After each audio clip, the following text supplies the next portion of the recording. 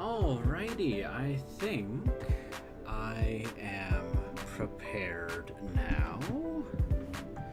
Holy hecking heck, I can't remember the last time I've been this late. I'm so sorry, guys. Who am I kidding? I was probably this late last week. So funny story.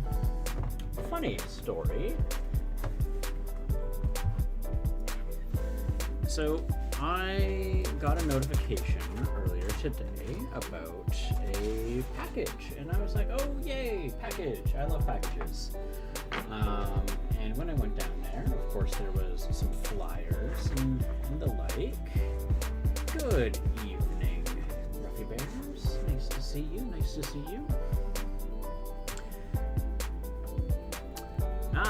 So it is, let's see about that. Way loud. There we go. It's usually the start of the stream. Usually I have a bit of a bad habit of speaking very softly at the beginning. My apologies for that there. I've just brought the mic a bit closer. Is that a bit better? A lot better. Perfect. And you know what, here, let's see if there we go. Okay, so I've just gone and removed the, oh! Warlander, thank you so much for the host there. And hello, nice to see all of you guys. So yeah, sorry for I was late. I got a notification that a package came in, and I was like, oh boy, package. And yeah, I went to my mailbox and I found a whole bunch of just junk mail, you know, just flyers and the like. You know how it is. And so, you know, I tossed that in the recycle. And as I continue and go on, and I grab the package and I go upstairs, I go to update my folder of tracking numbers, and I get reminded that I had another parcel that I was anticipating, which would take in the form of a letter. And I was like, well, I'm pretty sure I double checked to make sure that that there was no actual mail inside of the flyers. And I started to get nervous and start to doubt myself, and I was like, well, I should probably go triple check, because there was the one package I'm anticipating is like about $100 or so worth of value, and I was like, I should really go and double check. So I went and did that, and sure enough, it was not there. I was just over concerned there. But let's see here. This guy's looking a little dark, so let's just go and up the exposure just a little bit there. He is blue. He is blue, so that is okay. And let's get this in here. So this is the test model that I am doing right now for my color scheme for my Dwarven guilds. I thought I really like the color palette of like Space Wolves. So I was going with a combination of a Vallejo game color somber gray and a wolf gray, and just starting things off. Obviously it's a bit too muted right now. This is my very first one. And then what else did I add? I added this blue wash. And it's okay. It's going okay. Supposed to be doing schoolwork, but wanted to come and say hi. Well, hello, Dyslexic Lemons. And before I go too far down talking about what's going on with me, huge shout outs for Warlander. Warlander has been not only participating in March of the Dwarves, but Warlander has been promoting this channel a whole hecking lot. I was hanging out in his stream yesterday, and I truth be told, I was getting a little teary-eyed because I was very touched. So huge shout outs for Warlander.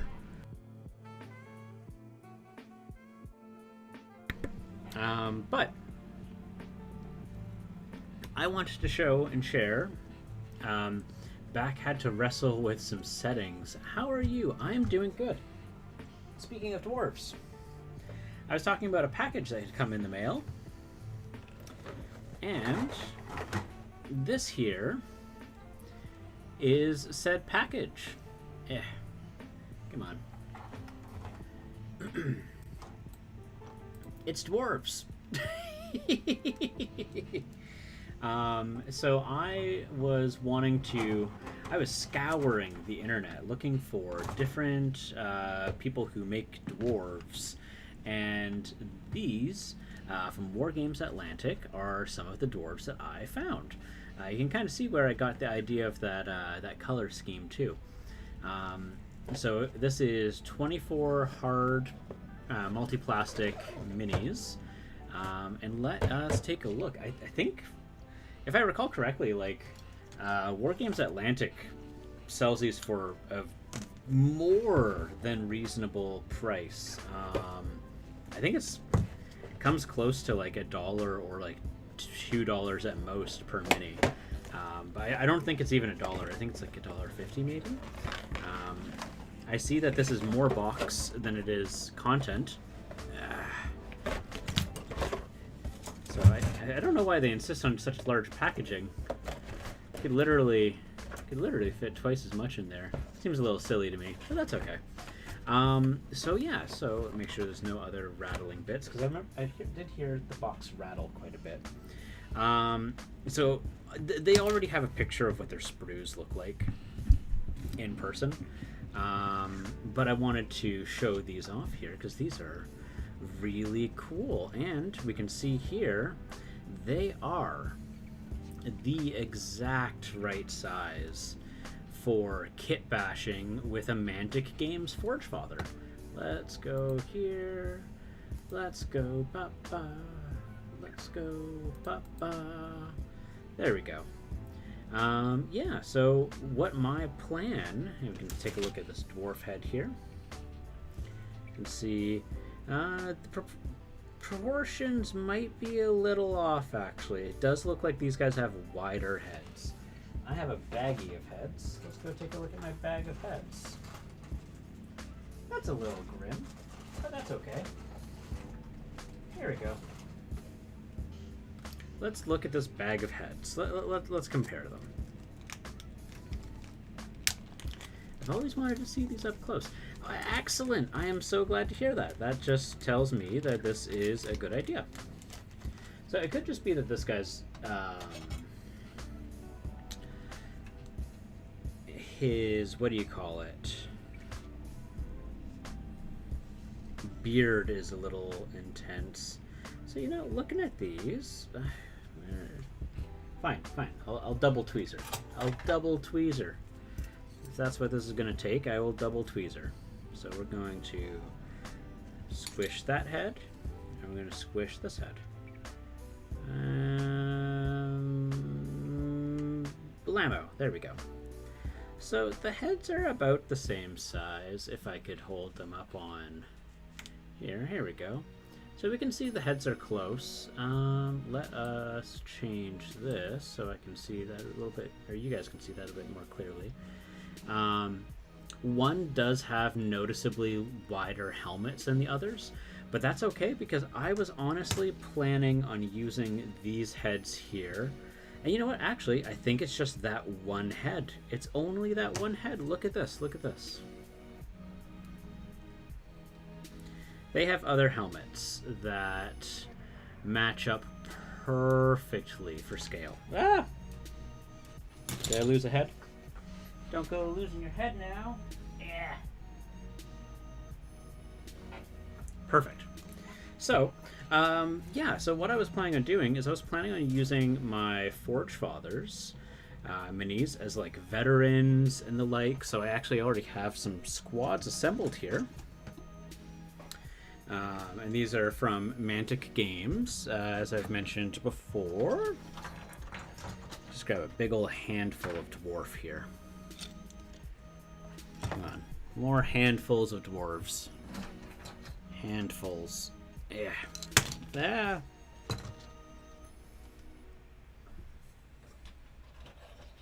This happens every time I try reaching behind where the scissor arm is, and I just end up knocking my camera around. So my apologies. And you know, just for scale comparison, we'll grab, where's the leader? Where is he? Here we go. Is this it? Yeah, this is it. And you know what? I can see that there's some hairs here. Let's take that out. It's got a gross armpit hair. Come on, get out of there. Oh, that's stuck in there. So that's one part. There we go. So yeah, so this is the... there's another one. Look at all these cat hairs. There we go. So body shape size, also comparable to... man, I need to get better at the camera here. Squats are close to your heart, Warlander. I'm so happy to hear that. And hello, my Lule. Nice to see you. Nice to see you. Yeah, so the Wargame Atlantic Dwarves are like totally compatible if you're like mixing these in with your what do you who's it's? Your Forge Fathers. So just a couple more comparisons here. So the guys I've been showing you here, these are called the Steel Warriors, is what they call them in Mantic Games. I'm way too high with this camera. I am not. There we go. That's much better. So they're called the Steel Warriors. They're like the equivalent of like Space Marine dwarves, if I'm gonna make like 40K references, right? So just when you compare them with like the brokers, which are the just like miners, man, I am how low do I have to have this camera here? It is apparently I don't want to raise my hands very high. I'm terrible at this today. So yeah, so these guys are, you're gonna find they're a bit larger than the regulars. And again, this is like the main guy. He's actually like larger than some of the other brokers, just by a little bit. So we got this one here. So weird beardless dwarf. That's strange. Strange. But then when we take out like the what are they called? They're the something defenders. I can't remember. The forge defenders. They are basically the equivalent of like a Terminator. They're also going to be quite sizable compared to the brokers, but that's fine. That's okay. So I just wanted to demonstrate some scale things here. Should we assemble one? Because I've got 24 of these guys. Do you want to assemble one? Your arms are abiding dwarf height. I know. I'm really bad at it today. I'm really bad at it. You know what? Let's assemble one. I know that I'm supposed to be like painting today, but let's assemble one of these. So let's see. So one of the things I really like about these sprues, just to go over it a little bit. Let me zoom out a little. Bop. Bop. And we're gonna, there we go. And let's, oh, this paper towel is destroying this light. Here we go. And we're gonna go like that. There we go. So each sprue set, we see there are 3 torsos. And you have, what is it, 1, 2, 3, 4, 5, 6, 7. So 7, so you get 24 dwarves, but check this out. Look at how many head selections they give you. Again, you get 8 of these. 1 head, 2 head, 3 head, 4 head, 5 head, 6 head, 7 head, 8 head, 9 head, 10, 11, 12. I'm counting 12 heads on this. Nope, 13. 13 heads on here. So 13 times 8. Oh goodness, that's 80, 90. Is that 96? No, that's 104, I think. So 104 different dwarf heads. So where am I going with that? You can reuse these. These are designed for kit bashing. You could put your dwarf heads on your Imperial Guard for like Warhammer 40k or anything else. You just want a bunch of bearded dudes, want to turn them all into like bikers and stuff. Awesome. It's there for you. Dwarves for your first Warhammer army as a kid. I absolutely ruined my first box with testers, metallics, and enamels. Oh no. Oh, that testers is intense. Enamel paints are, yeah, that's hard to fix. So yeah, let's see here. I can see the outside of the paper. There we go. I don't want to see the outside of there's nothing beyond here. And obviously there's a bunch of weapons. So here we can see a flamer. There's a plasma gun. Just a regular old assault rifle. Actually, I think some of these are shotguns. Because this is what I was getting excited about. Because what I was going to do is I was going to kit bash. Because I have 5 more of these guys. I was going to kit bash to make a squad of support dwarves that are using shotguns because they have an ability, Relentless. I won't bore you with a bunch of rule stuff. But these shotguns, I was really looking forward to these shotguns.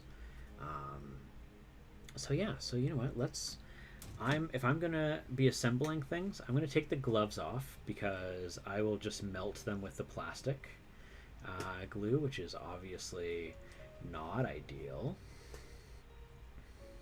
Let's see here. Yeah. So yeah, we're gonna just we're gonna go through here, we're gonna build a dude, and we're gonna have fun. Yeah. There we go. Alright, so let's find a head that we like. I'm all about having good head choices.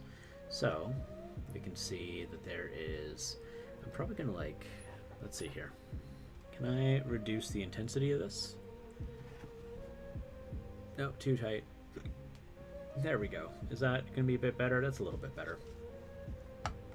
My apologies for like how offensively pale I am. Hey, Earhawks, we're doing really good.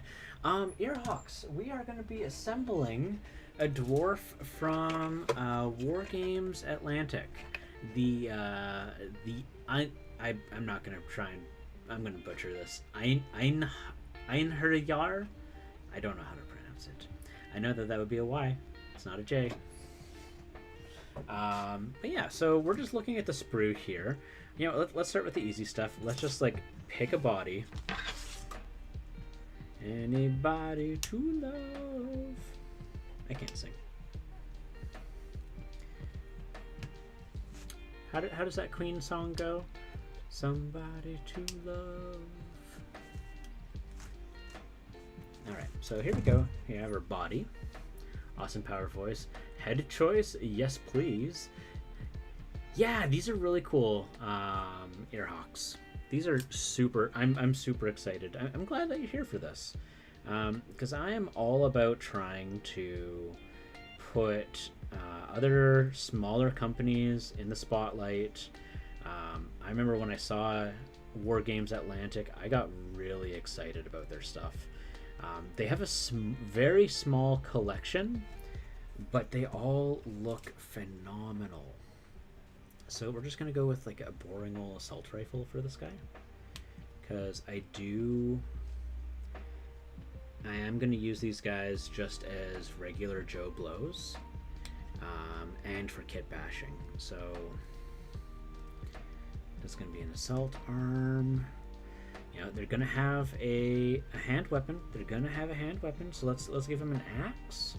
Or do we want to give him like a dagger? Let's see here. This is a left arm.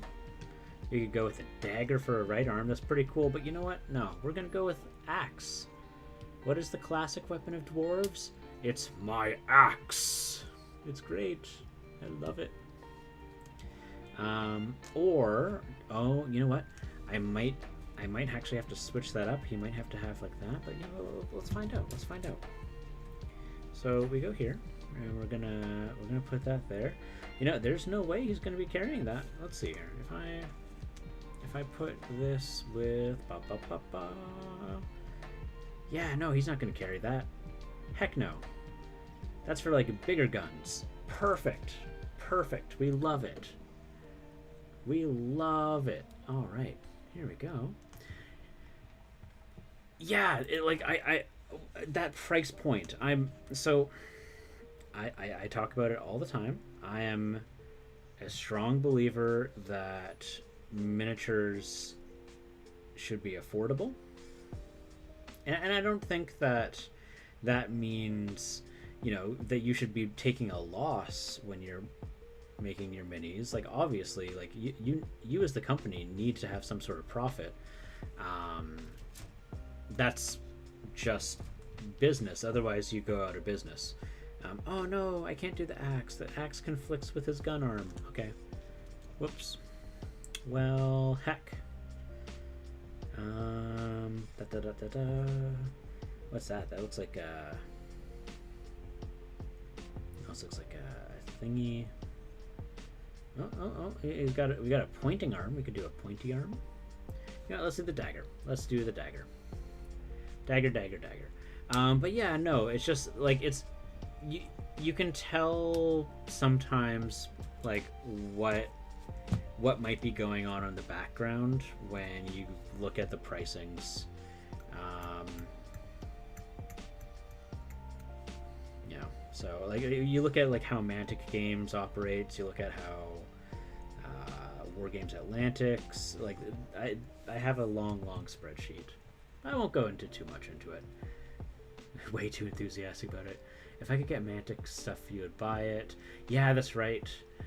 Just transfer the axe to another hand. I mean, I could, but I will do the tricky. Maybe not tricky. Tricky's not the right word. I'll be doing those kind of things outside of stream for assembly. I usually want to keep things pretty simple with assembly Yeah, this one fell out. We'll just use this one. I like this head. This is a nice head. You got a nice head. Let's see here. I'm gonna... Bam.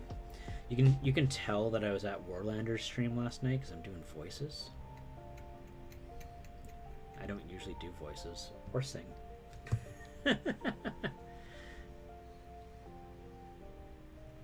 Yeah, no worries, Loki. There will be axes. Don't you worry. All right, so we can see he's got his little thing. Oh, he's got a crooked head. Let's fix that. We don't want no crooked heads. When I was a kid, I used to run with my head crooked. Fun fact. Don't know why. Never found out. But I used to run with a crooked head. All right, we're gonna take. So this is one of the things I love the most about these guys. They've got fur trim. They're all wearing furs. Like, what?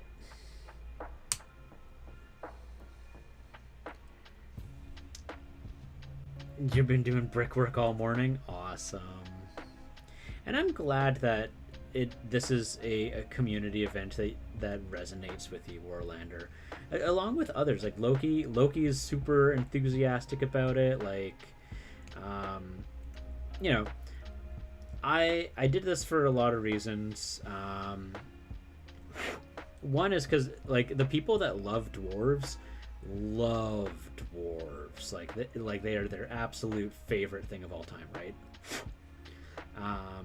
And the people that, you know, maybe don't love dwarves quite as much, like, they don't dislike dwarves, they just aren't as enthusiastic about them.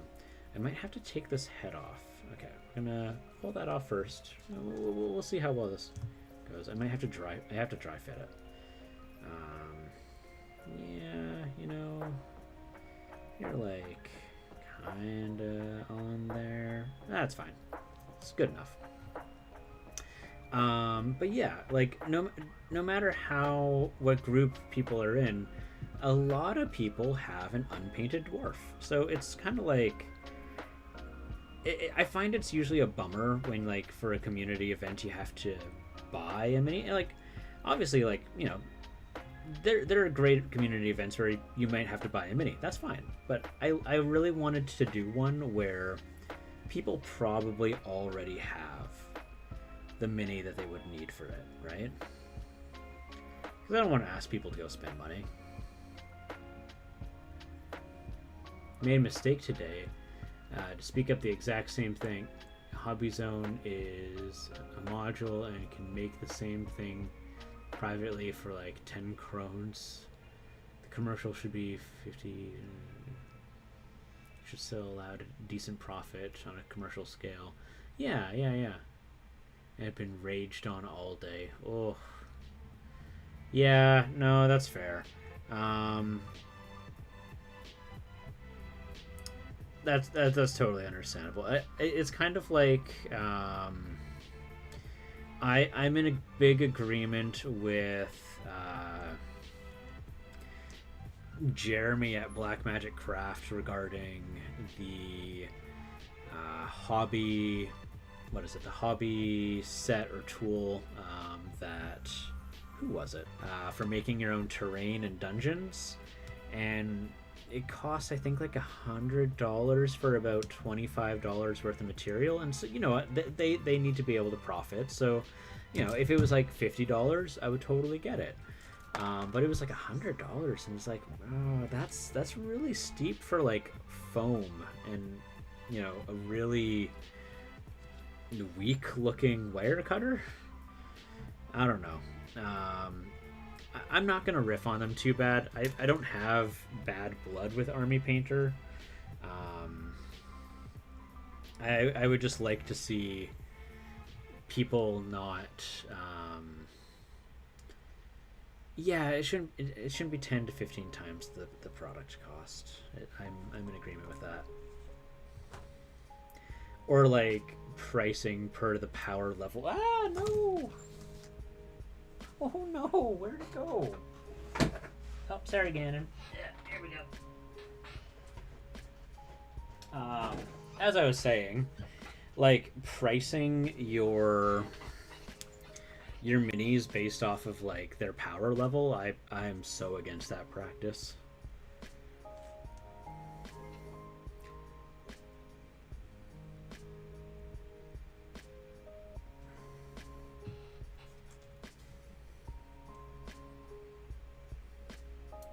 Oh, crud. Okay. Okay, I'm just gonna use different tweezers because maybe that's the problem I'm facing there.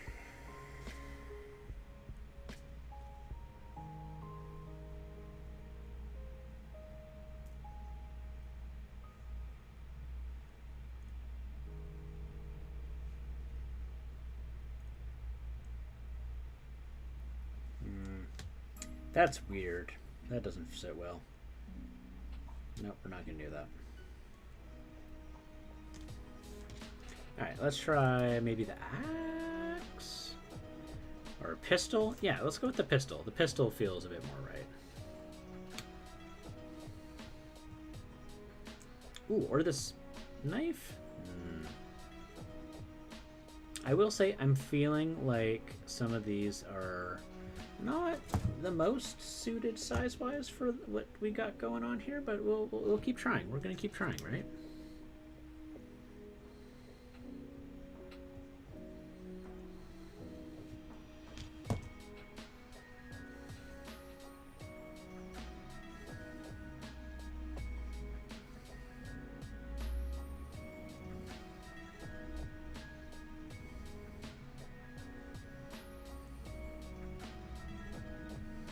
This is not the direction that that gun would be facing.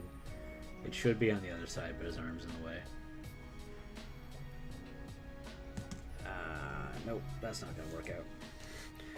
I think I should just stop adding things to it.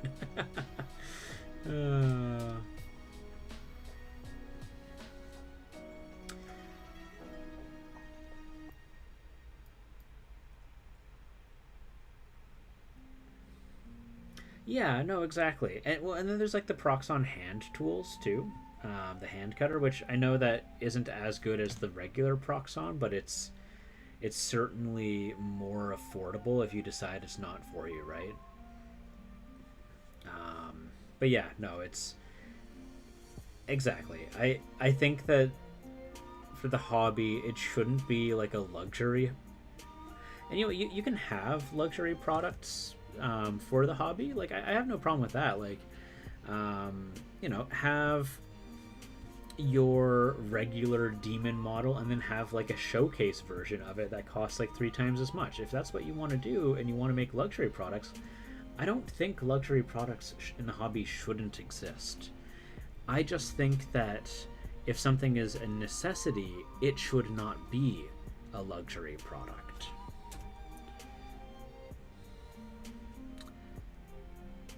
Ah, the horn. I could have made it the drink horn. Heck, that would have been so much better. Okay. Alright, last try. We're giving him a drink horn. Goodness gracious. Goodness gracious, guys. Goodness gracious. There we go.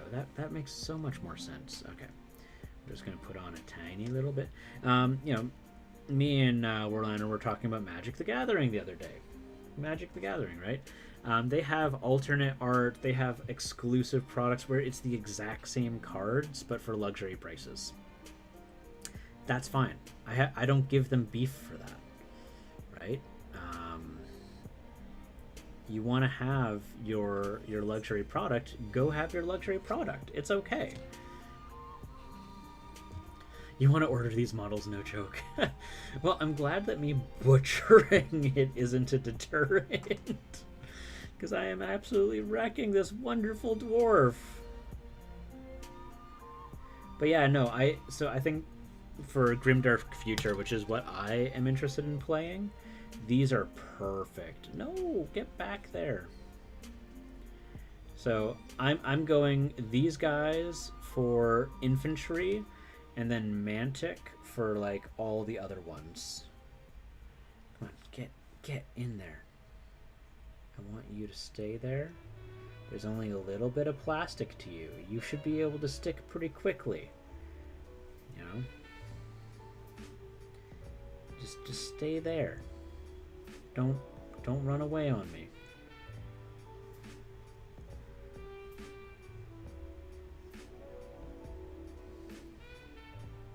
Okay. I think it's like holding there mostly. But yeah, just like for like a little basic dwarf man, like hell yeah. Whoops. Not usually supposed to say hell yeah. Whoops, said it again. Okay. I'm gonna put him down and he'll fall. We'll give him a base. Let's give this little guy a happy little base. Alright, we're gonna just give him a happy little base. He can stand on his 2 feet.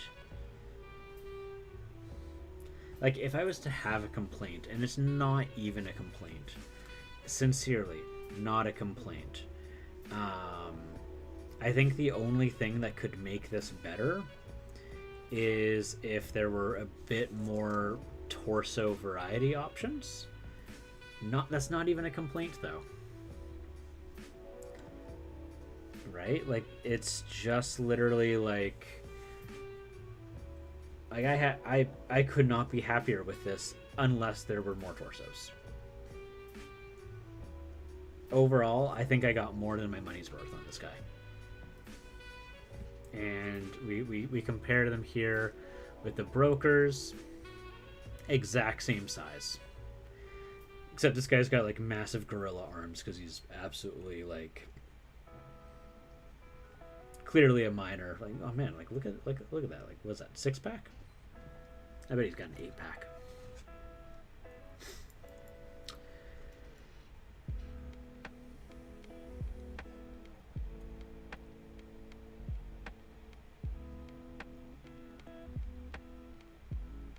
Yeah, I could deploy like an army of these guys, and it wouldn't look like it's too jarring.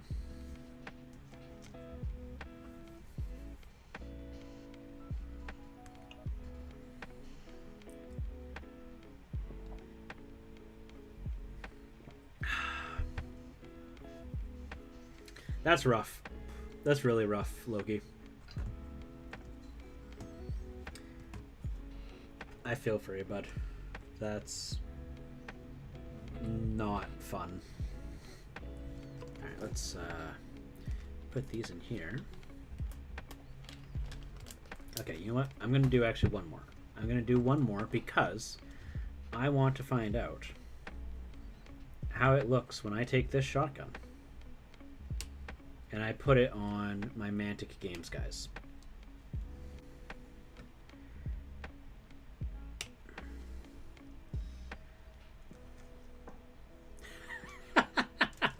You know what? If you want to, I'm cool with doing that. For next year, I was thinking of changing up the creature. So, like, do a March of the Orcs or something like that, or a March of the Goblins. And just kind of change it up every single year. Obviously with, like, some community, like, recommendations. Like, I wanted to see March of the Elves, or whichever. Ideally, ones that maybe not everyone always does, but like has access to, which is why I recommend like went with Dwarves on this one and said Orcs possibly for the second one. Oh, thank you so much on that, Warlander. I spent a lot of time on that, so I'm happy that it was appreciated. I have a tendency of starting up big projects and then kind of fizzling out halfway.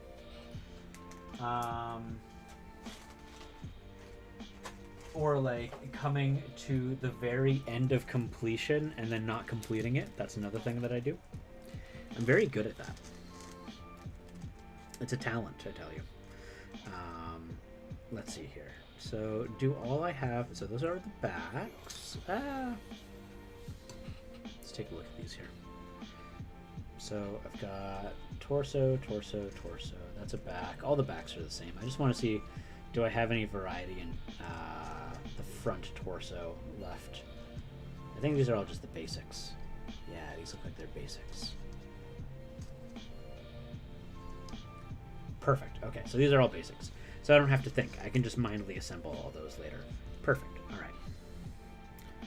The Plague Army looks really cool. I was looking at the Plague Army. I mean, Loki, if you want, like, so here's the thing. I'm not certain how to. By the way, I should mention these details. I'm not terribly certain on how affected they would be by Brexit, because Loki, when I did an order, they shipped through FedEx. They didn't ship through Canada Post or Royal Mail. And I received the package within 24 hours. So, if you want, and then I can figure out how much it would cost to mail it back to you, if you want to do that. Obviously, as long as you cover the cost of me mailing to you. But it was, after I think $150 US, it was free shipping.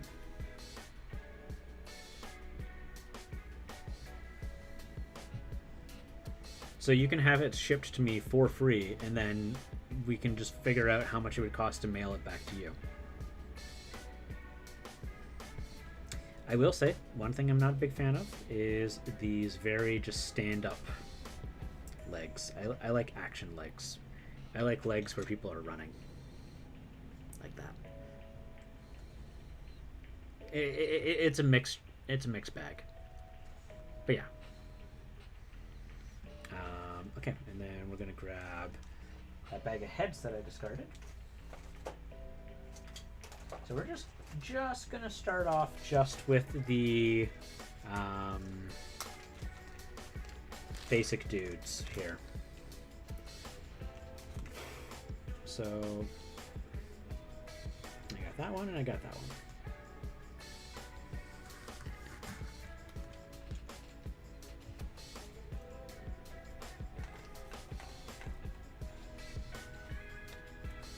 The problem is when they send it to me, it's VAT marked, and the $100 package becomes $150, and it's not viable. Well, I mean, I can just repackage it and call it a gift when I send it through Canada Post. But, you know, it's up to you. Okay, so we're going to be encountering our first problem here. Oh, not problem. Hurdle. So we can see that this is a different kind, like they use a socket base, whereas they use a soft base. So, but I mean, that's easy enough, because what we just do here is we go and we snip this corner.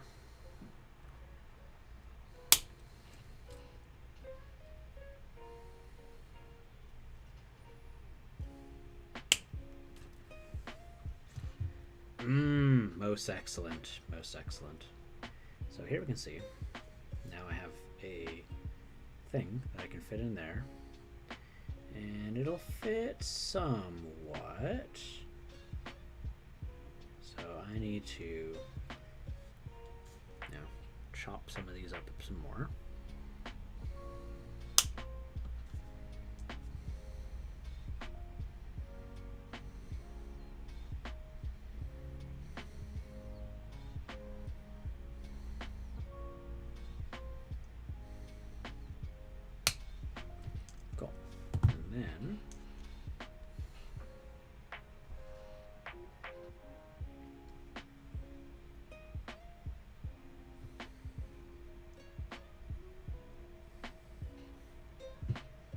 So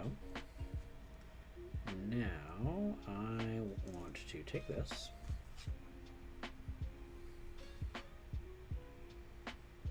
I'm going to drop that in there.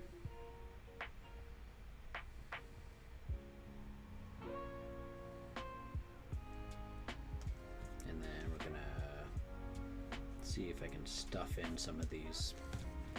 Basically just fill up the hole.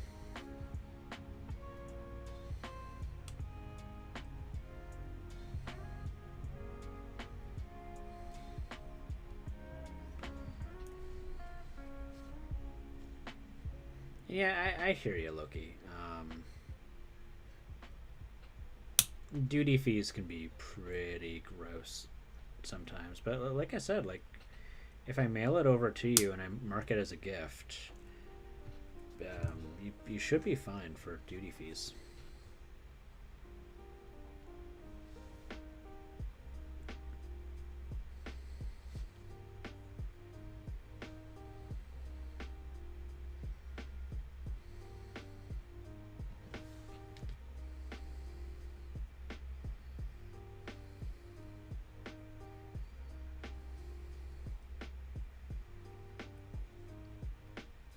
It's up to you if you want to give it a shot.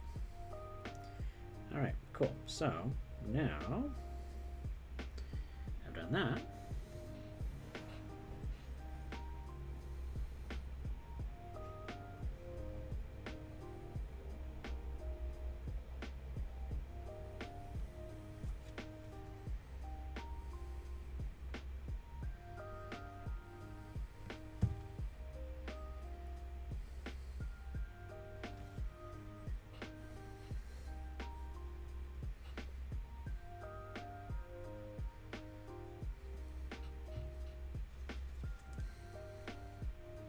See how much acetone that I can breathe in all at once.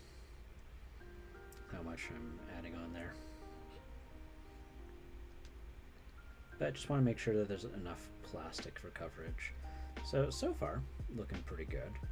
And then I can use shoulder pads to cover this up too. So, they've got, do I have some out here? I do. This is a bit of an exaggerated shoulder pad, but there are ones like this. If I hook them on, you know, we wouldn't see too much problems. But those are the exaggerated ones. I would be adding like these ones right here. So we've got our shotgun. Perfect. And now just put in like. Let's grab some shoulder pads actually. Yeah, think it over.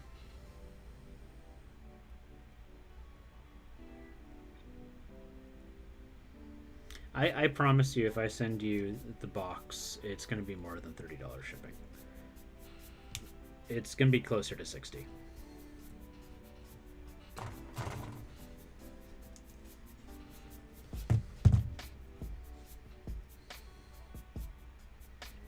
Like, I don't even have to bring it over to Canada Post to think that over. I know it'll be over $60. Because it cost me about $60 to send a box to Mellow Miniatures. So if you're worried about $30 shipping fees, it's not worth it.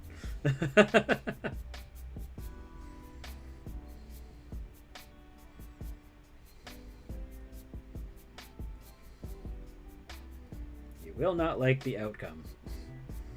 Is what I'm saying.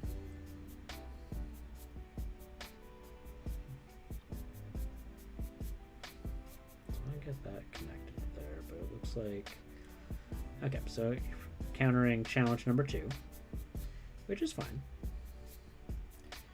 These don't really sit well together, but as the plastic continues to melt, we can make it work. And you know what, honestly, I could probably just like fill that in with green stuff, so that's not too big of a deal. It's not a deal breaker. It's not a deal breaker at all. Put on Mr. Grumpy Pants head here, and he'll be like, "What's that? You call me Mr. Grumpy Pants?"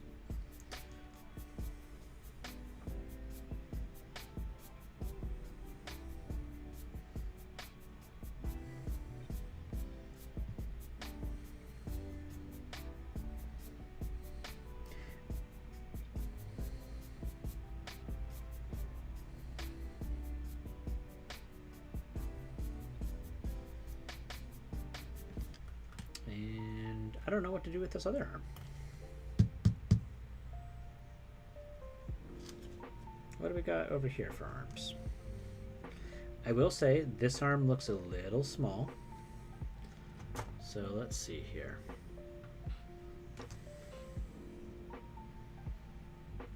I could give him a hammer. Do the support guys have hammers?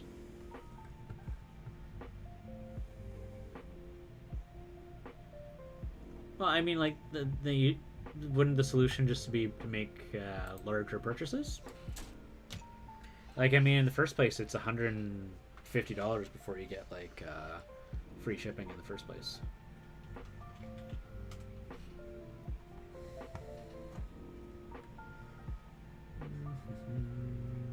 Okay, so the Dwarf Guilds. Make sure I'm not looking at the wrong one. Yeah, this is the right one. So if I go to the support, yeah, support guys have close combat weapons. Cool. So I can give him a hammer. And for that hand, yeah, that's the right hand. Like, I mean, if they're doing like $25 for $12, then I think the only way to make it viable is just to do larger purchases at a time. That might just be how my head works, but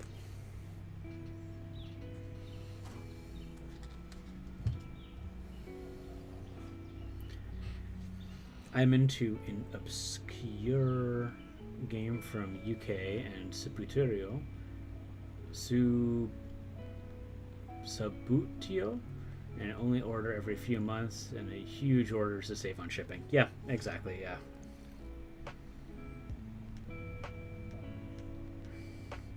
He's got such a tiny T-Rex arm. Okay, so I can keep it on for this guy. But I think what I might have to do is I might have to clip the shotgun out and like attach it to a more suitable replacement arm.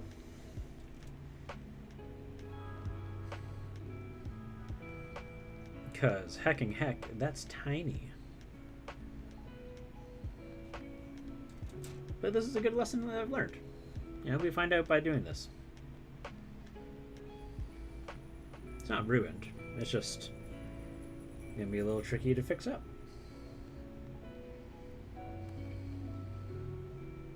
Oh, I pushed too hard on it. Heckity heck. There we go.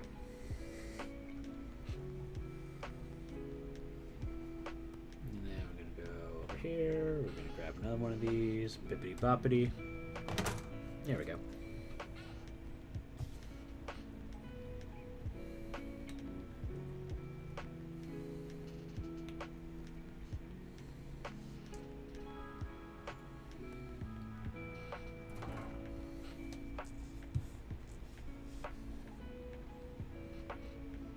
I mean, you don't have to do a $200 order. You just have to do like $150, don't you?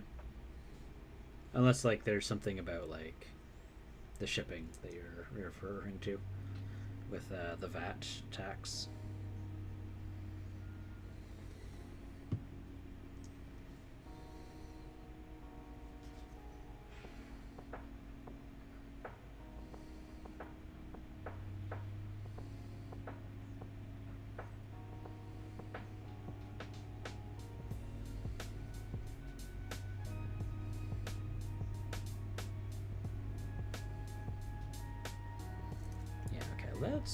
Let's try taking this out. So what we're gonna do here, I'm gonna take this left arm here,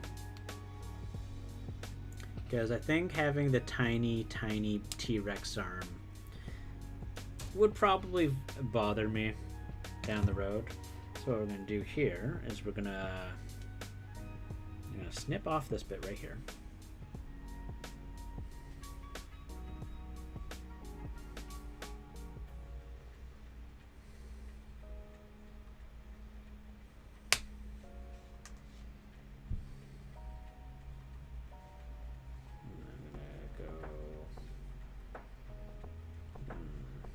Do that. How do I wanna do that?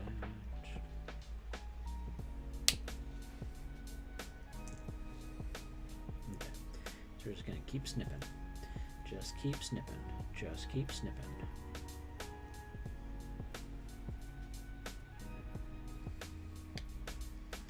Okay, so we bent the plastic a little bit, but that's okay. Ain't nothing to worry about. Plastic bends and it's not going to show through the primer. So if you ever do that, you don't need to worry about it. Got nothing to worry about, boo. Alright, so now we got that.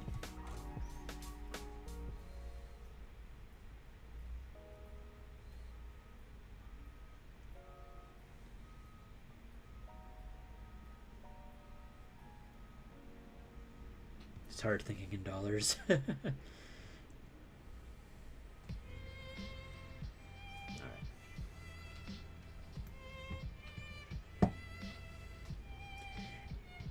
I mean, if it's easier for you, like, I'm pretty sure their website also lists things in price of euros, if that's easier. Alright, so now we can just go and connect that over there, like that.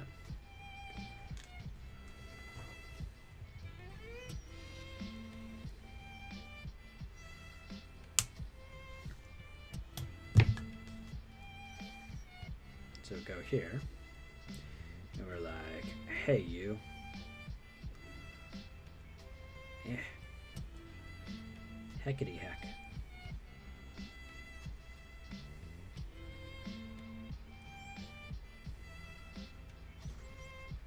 And then we can connect that there. And maybe we have to do a little bit of work to fill that in, make it look about right.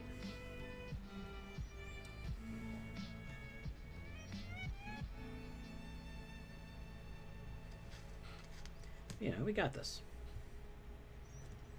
It's not our first rodeo.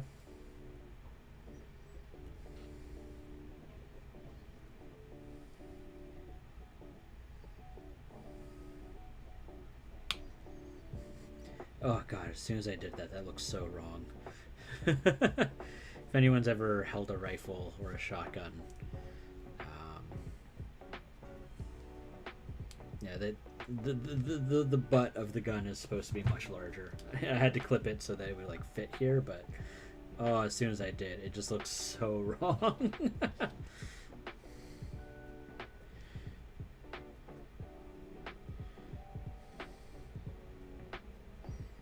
I'll green stuff it. I'll green stuff it later.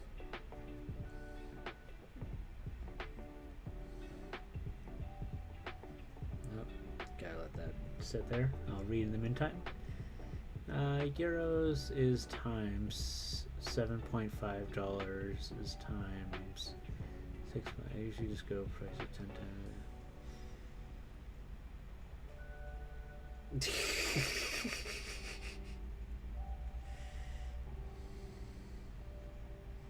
Is there a reason that you guys are still using krones and not euros?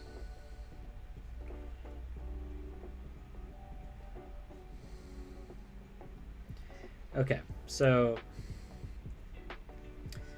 what have we learned? We've learned it is doable, but this pose is silly looking. But I have my first support guy. And he's like, hey, I have weapons. I have a shotgun and a hammer. Rah, rah, rah, rah. I should really like fix like that. There we go. Gosh, and you guys were putting up with that out of resolution the whole time. No one told me. Just hit buy and let the bank and accountant figure it out later. Oh no, Warlander, you sound like me.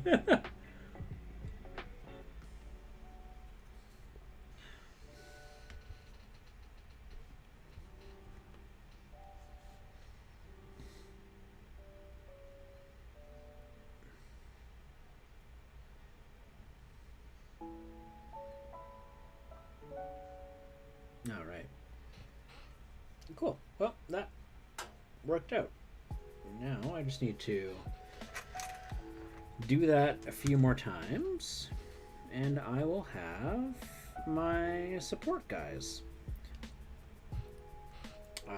You can have like your support people. So okay, so why did I go through all that effort just to give him a shotgun? So in Grimdark Future, okay, Grimdark Future, the support unit has a thing called Relentless. And if I roll a d6 and I get a 6, I get to make a free attack. A shotgun does 2 attacks, but at a shorter range. Whereas the assault rifle has a longer range and only has 1 attack. Which is silly, but whatever. And so, by the math, I would want to have more attacks, because then I can roll more 6s and get even more attacks. And so that is why I went through all that effort to give him a little shotgun.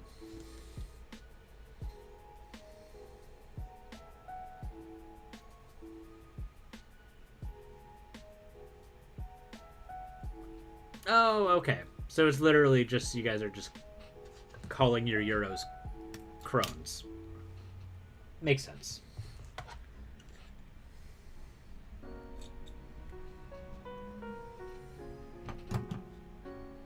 I was curious about that, because I was like, isn't like the whole point of like that all the countries are using the same currency? Among many other things, obviously. That's a gross under explanation on my part, but yeah.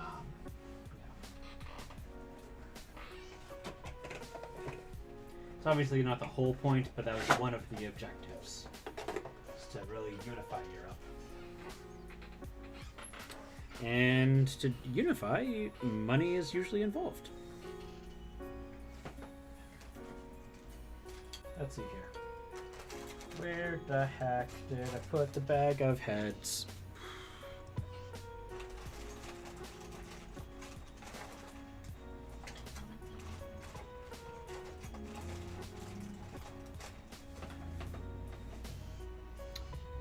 Ah, it's over here. We don't use the euro. A lot of businesses accept euro, though. Yep, when the euro go up, we go up. When you go down, we go down.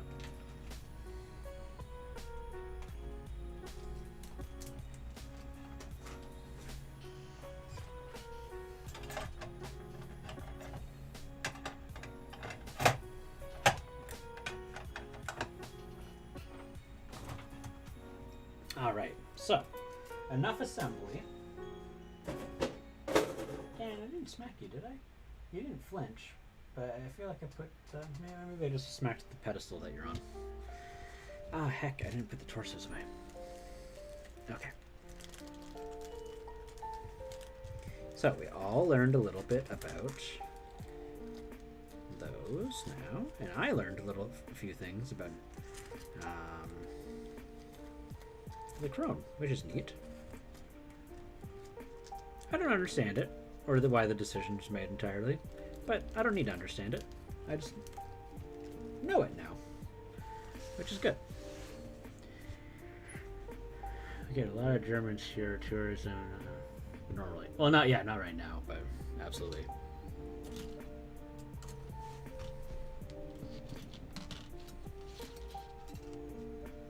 All right.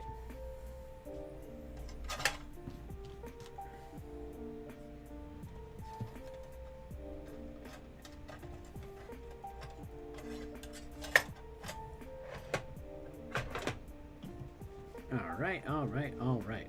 So, this guy. Gloves.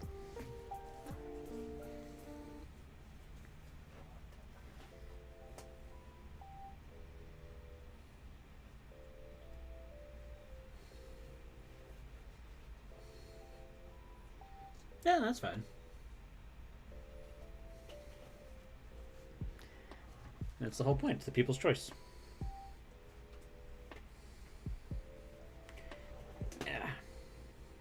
Like I said, I don't have to understand.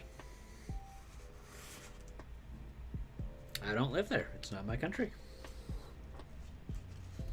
But I am grateful that you explained it for me, so I appreciate that.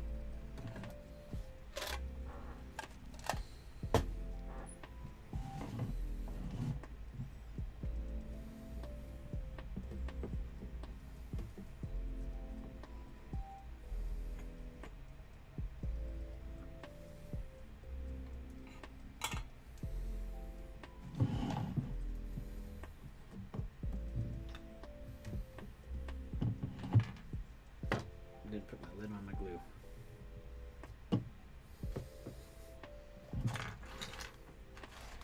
And these guys need to just like go away. They need to go somewhere else. I think it was the longest it's been for me starting a stream and not painting. Alright, there we go. Perfect. Adjust my seat. Alright. So, I was doing a test model. And looking here. The Canadian Tire Buck. Yeah, last I checked. Man, there's some funny stories behind that.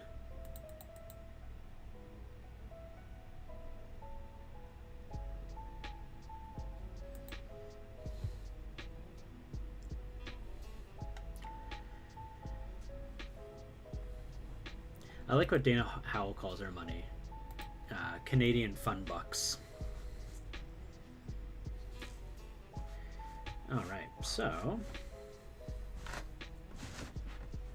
looking at this here. Man, my chair is super uncomfortable today.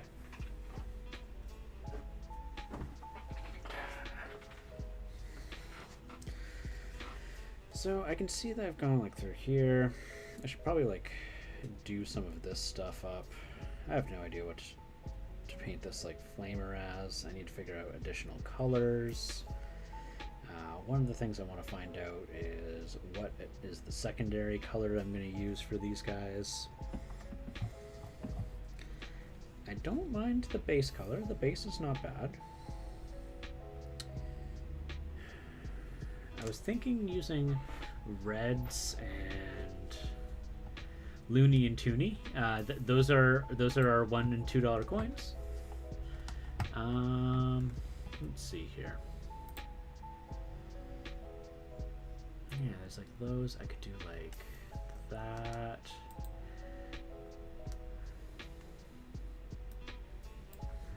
Because I was thinking for the pants, you know, maybe that's what I should do. I should just start off with the pants.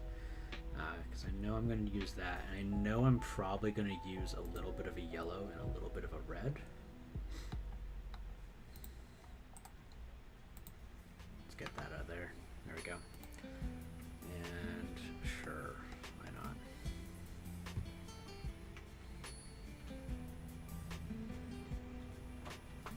This doesn't seem right.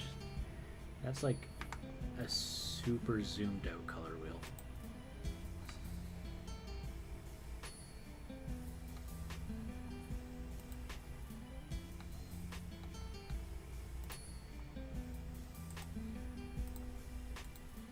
There we go.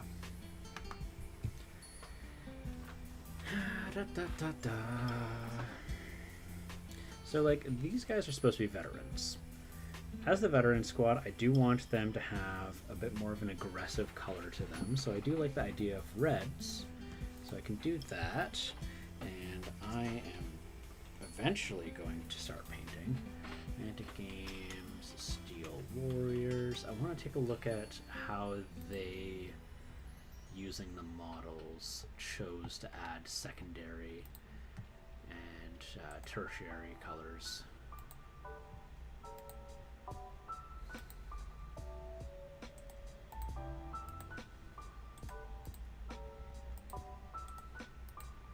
I will say the weapons that they did and how they designed them are super bland looking.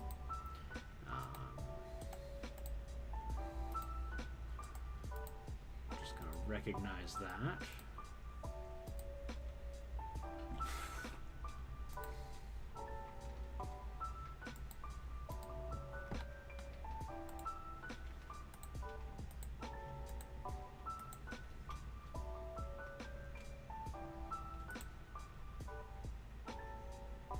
So they did the kneecaps, they did the little buckle thing they have on the front.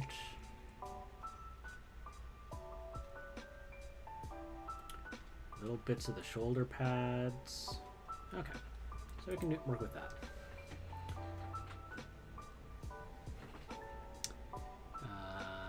Verdigris?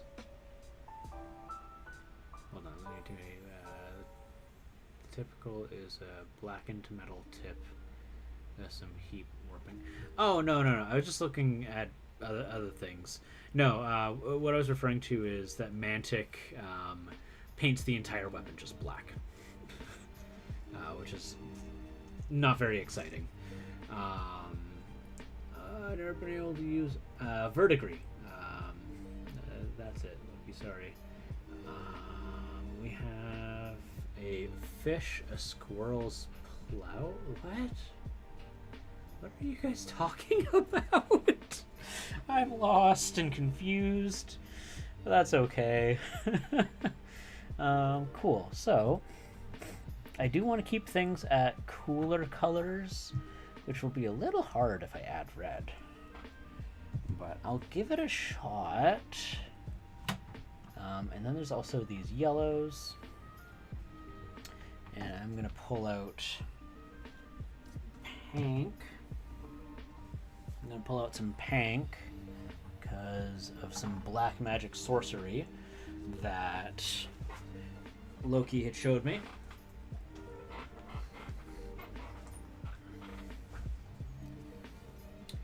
Now, given that these are the veterans, I am cool with, like, say, this guy as a support unit having yellow shoulders, but for the veterans, I kind of do want to have red be more prominent.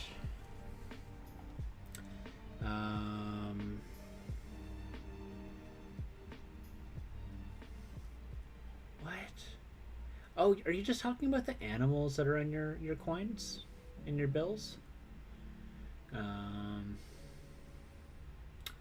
Fascinating. You showed me how to make yellow pop. That was the black magic sorcery that you showed. You demonstrated, you witch. Let's see here. Yeah, we're gonna go with that. We'll just see how that goes.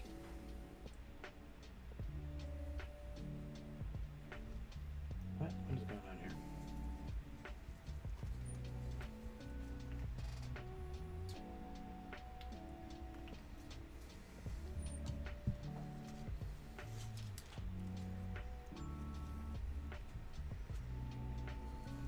All right.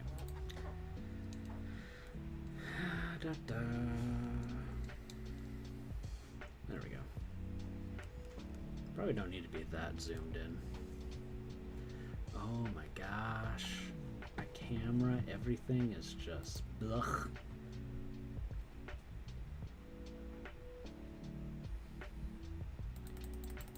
I'm just gonna zoom out. Why are you not zooming? There we go.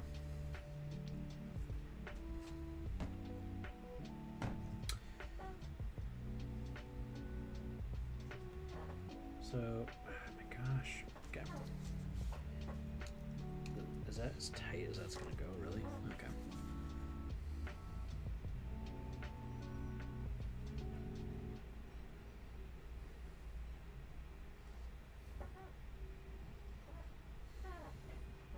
Hey, Mellow Miniatures. Nice to see you. You're not late. I mean, I was pretty late starting on today, so I think you're good. So I think this is a little too light for my liking, given what I'm trying to achieve. So what I'm going to do is going to take just a little bit of black, and we're just going to change the pitch a little bit of it. And I think also I'm going to use, instead of the regular paint, I'm going to use my heavy red, which just has a much thicker, bolder pigment to it.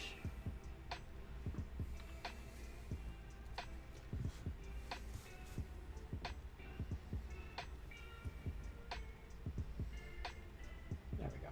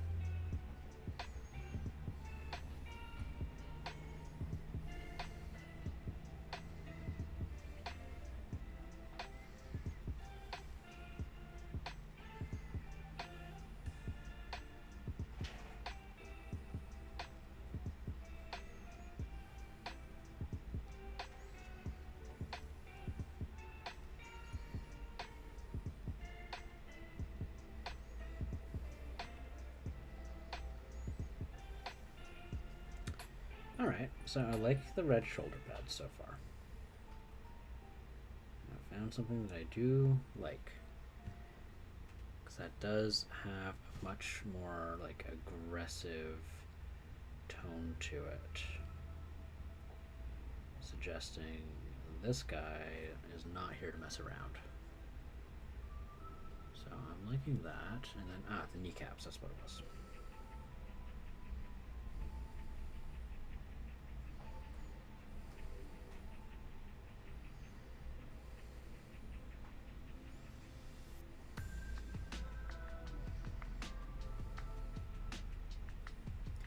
So like maybe with these dwarves, like, you know, the veterans are also like an age thing. Like you don't get to be a veteran until you're a certain age, and certain age groups are allowed to wear the colors.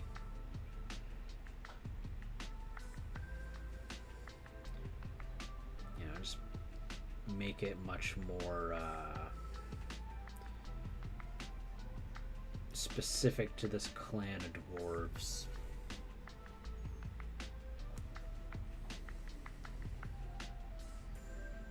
And these ones just know the art of war a lot better. Oh, getting the finger shakes. What? Alright, and then what else we got? So apparently when using blacks and grays are not actually black and gray, not properly, not if we mix opposite colors in the spectrum, we get pure black and pure black, or a pure black, pure gray and a pure black, which when holding for display models will work much better than purchased versions. I don't understand what you're talking about. I want to follow along and say yes, but I do not understand the context. Can you run that by me again, Loki?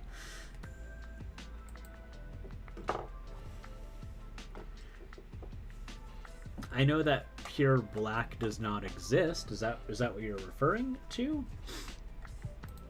You lost me with the purchased versions. Control more easily emotional content of the black and gray. What? Oh, I missed the first message. So you learned some cool color theory about mixing colors and additive theory in fixtures. So apparently when using blacks and grays, the black and gray we get aren't actually black and gray, not properly. But if you mix them with opposite colors of the spectrum, we get a pure gray or pure black. Yeah. So with there's additive and subtractive colors, and it depends on whether or not you're referring, or if you're using light, which is what we would see on our computer monitors, versus if you're mixing paints, colors, pencil, crayons, wax, and the like.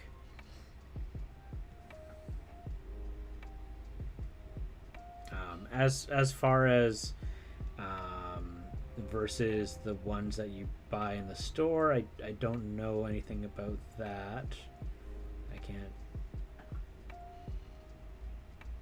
I don't have any education on that.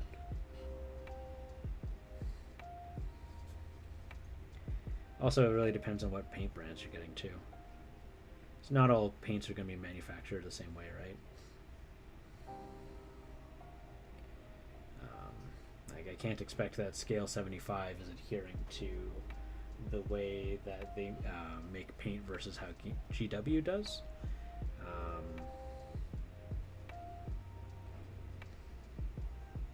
But there's probably some truth to that, yeah.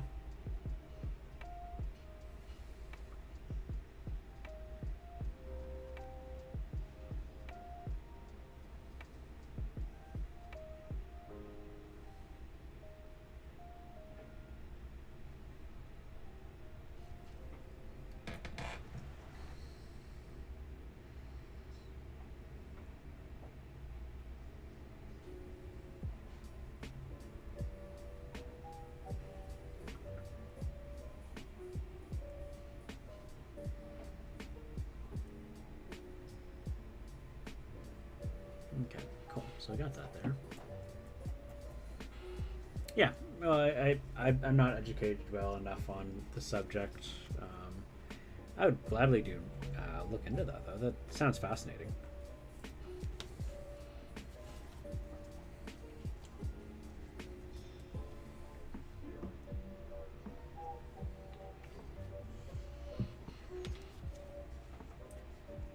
There's probably a lot of truth to it. I don't know the full context, right?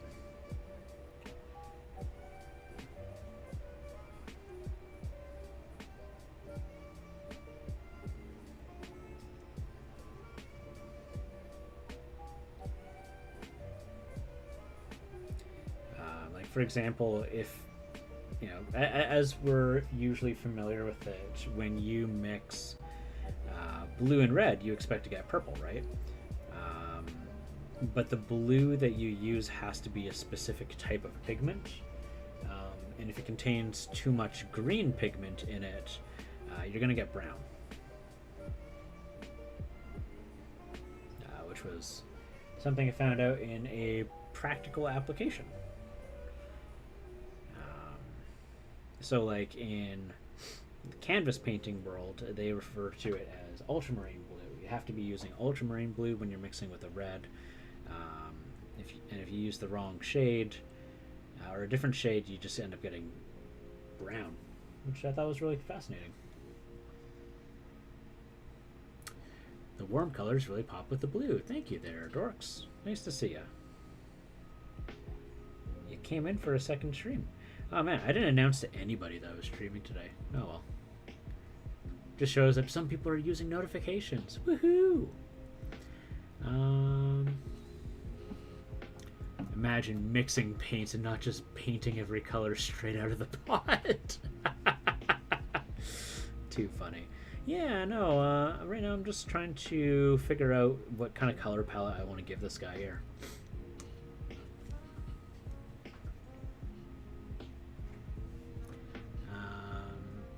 I actually never thought about that. That's why we stable 20 to 30 colors that we know we've played around with. Yeah, no, that's on point, Loki. That is on point. I mean, I mix paints all the time, but not to massive degrees. I only mix certain things when I'm trying to get a shade that is in between those two colors. Or like if I'll most commonly I'm gonna mix blacks and whites into my colors just to shift the hue.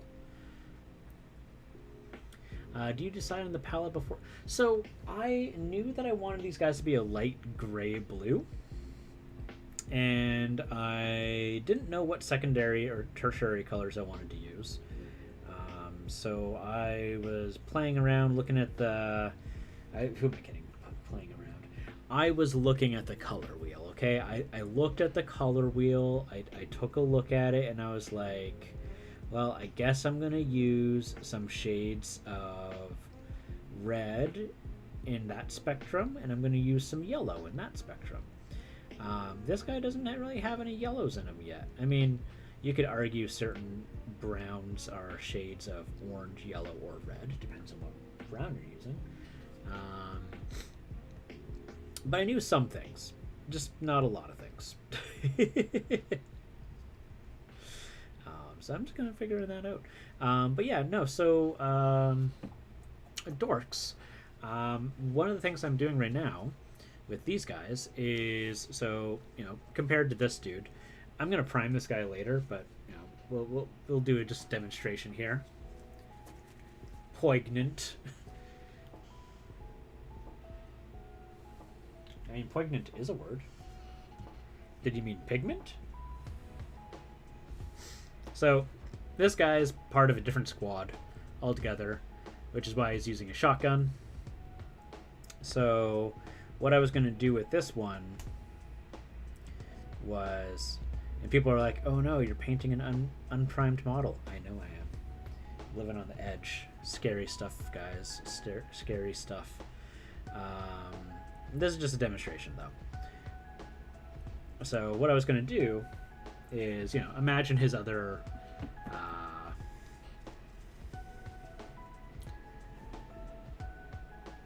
You meant adamant. Okay. Like an alchemist, I'm very adamant about getting empty bottles frequently because when I'll pre-mix it. Oh yeah. Nope. Pre-mixing is a good strategy. This isn't finished setting yet. But yeah, basically what I'm going to do is I'm going to have some guys with red shoulders and knee pads, and other guys with yellow shoulders and knee pads. And that's going to help identify, for me, as a visual key, well, this guy is a member of the veteran squad, while that guy is a member of the support squad. Yeah. Do you ever paint with metallics? I do have metallic paints. I was actually, funny enough, okay, so I'm glad you bring this up. Because I was just about to pull up a metallic paint. Ta-da! Yeah, so I'm going to use this bright bronze. So what I'm going to do is, to start off, I'm going to mix it up a little bit with just some brown paint. And then I'm going to highlight with a more concentrated version of this. And that was actually the reason why I was setting black up on the miniature. Was so that I could come in here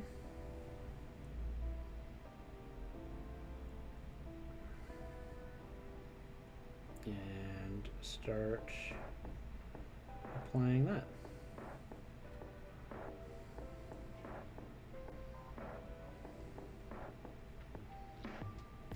Perfect timing on the question there. Also, I'm not sure how adamant you are on not having your name referred to on stream. So just let me know if that's okay, because it's really weird for me calling you dorks. Very weird.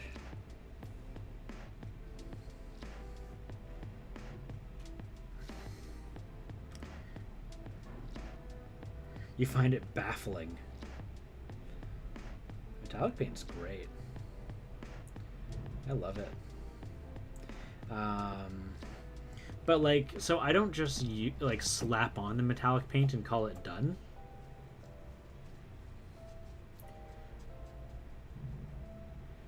Okay, Brennan's cool. Perfect. .net. I'm not gonna call him .net. But yeah, so no, I say it's weird for me calling him dorks because this is my old roommate.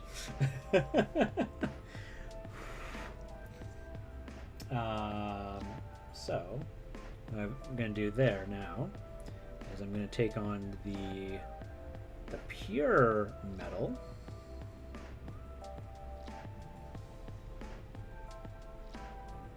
And I'm gonna apply that in on the areas that would be highlights. As a digital painter, you're just like pure non-metallic metals.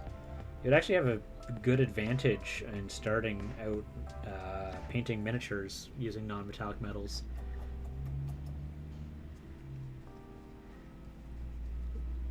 Let's just stick with Nevia. Yeah.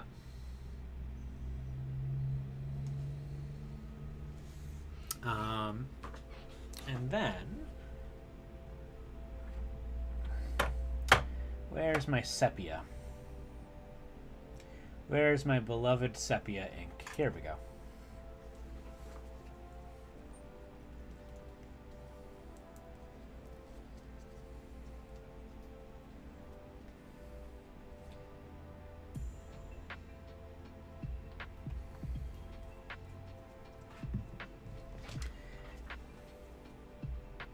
Now what I'm going to do is go here, and I'm going to basically paint the shadows.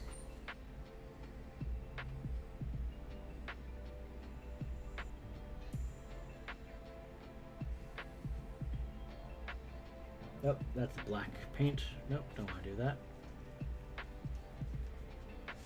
It's like you said, Floki. It's just because the medium he's used to, it doesn't exist, right?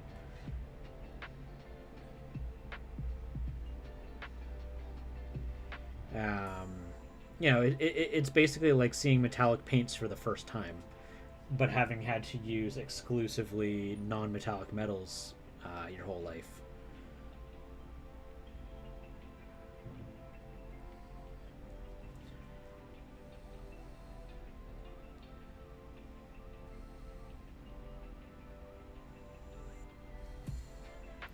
Yeah, that is a great example of it too, Warlander. Yeah.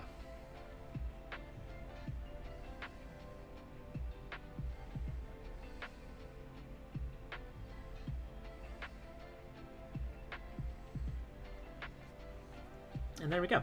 So now it's got a natural shadow to it. And we can verify that because when I turn it upside down, that shadow, for the most part, persists.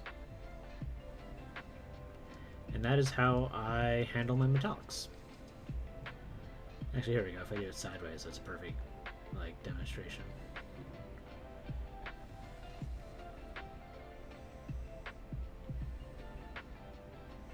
Yeah, similarly. That's a good example as well. Goodness, Chris. Okay, so I saw some really good goggle paint jobs people were doing. Maybe I could do let's see here. Miniature paint goggles. Let's take a look at how some other people have painted goggles and try to learn from it. Nope, don't like that one. Large goggles made easy, but that's not what I'm looking for. So this one's kind of cool.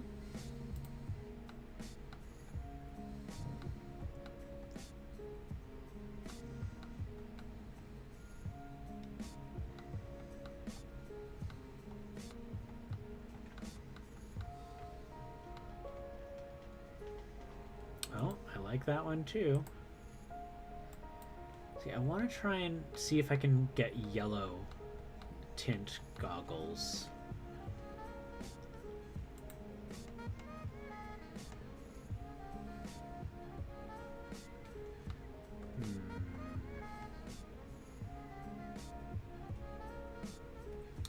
Maybe if I just go yellow tinted goggles.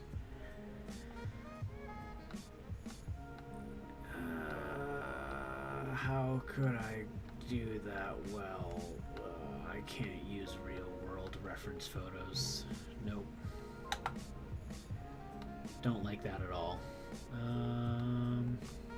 Because the thing is, if I use blue, there's already so much blue, it's not going to stick out. Yellow is going to be really ideal for if I want to do that and make it pop. I'm just trying to find a great example. You know what?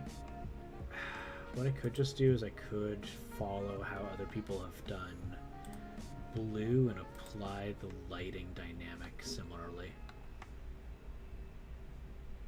I think that might just be what I have to do.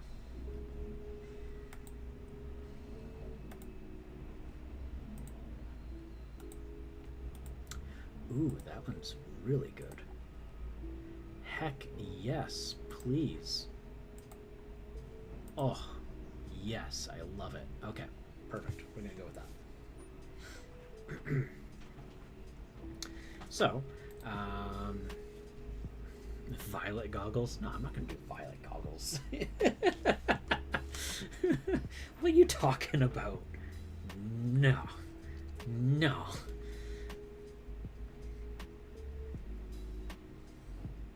Yellows are beautiful on the palette. And if you're using tricolors for your... What do you use it? Blue, yellow, and red are in combination of 3 good colors. But first, we're going to do blasphemy here.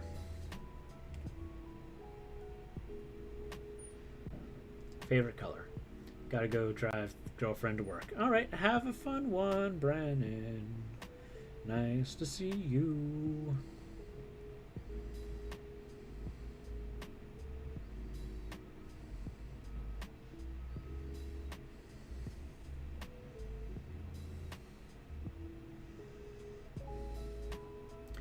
Oh yeah, I'll get the trim too.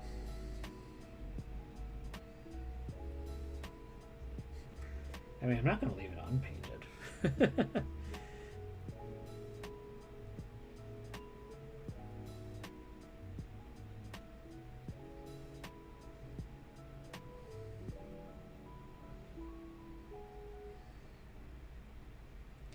And at the moment, this is just my test model too.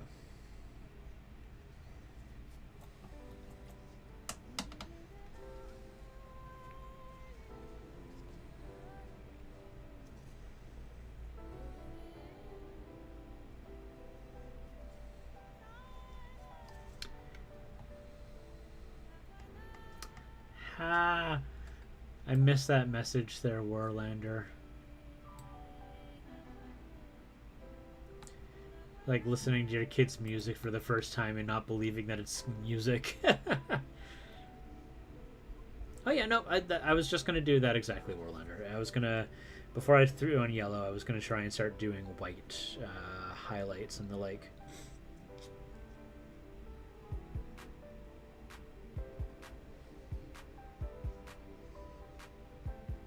I think I called Loki Warlander next in there.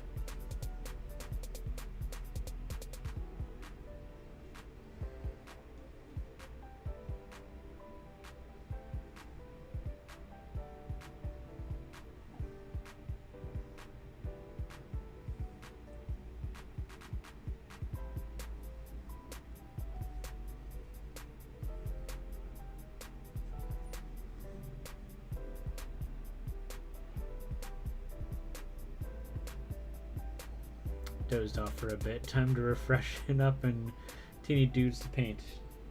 All good, buddy. It's awesome that you're into one-page rules. I love their stuff.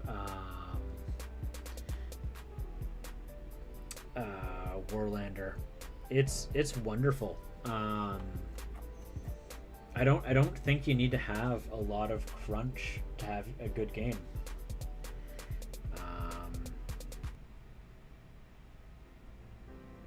Like, and plus, like, just the idea that, like, their game set has so much expanded stuff to it. Like, for example, the Dwarves. They have the Dwarf guilds, which are just super cool in general, right? And I saw that there, Loki, that you were telling your brother that you wanted to change your middle name to Loki and he got upset. I mean, it's your name. You can do whatever you want. It doesn't matter if he's upset or not. I'm a firm believer in just doing what feels right for you. It's not like you're changing your first name either, or asking him to call you Loki.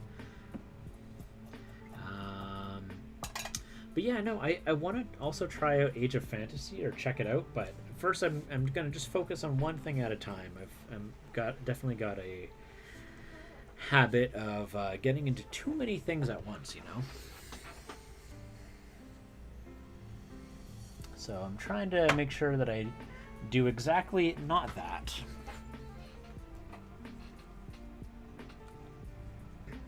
Hi. Waking up, Gannon?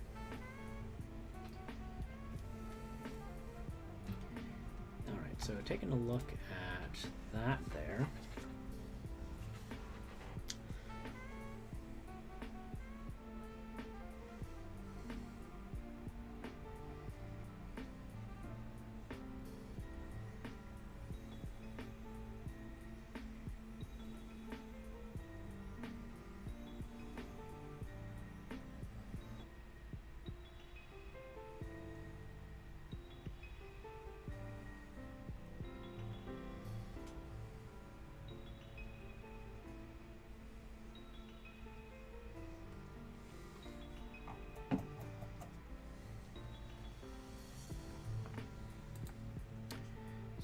I'm looking there and see.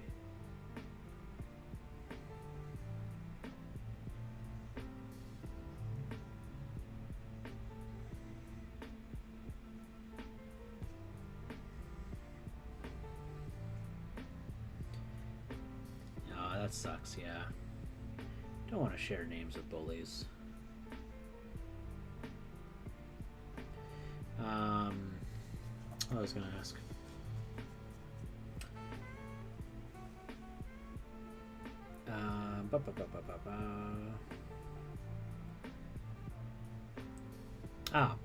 Warlander.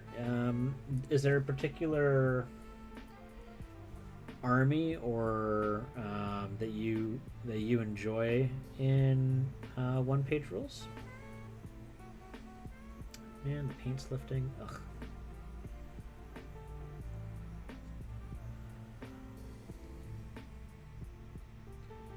That is like the yellowest yellow. Holy heck, that is way too strong. I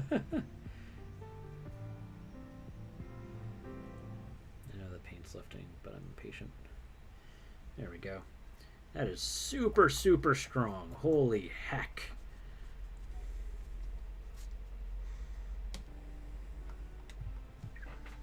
Let's see here.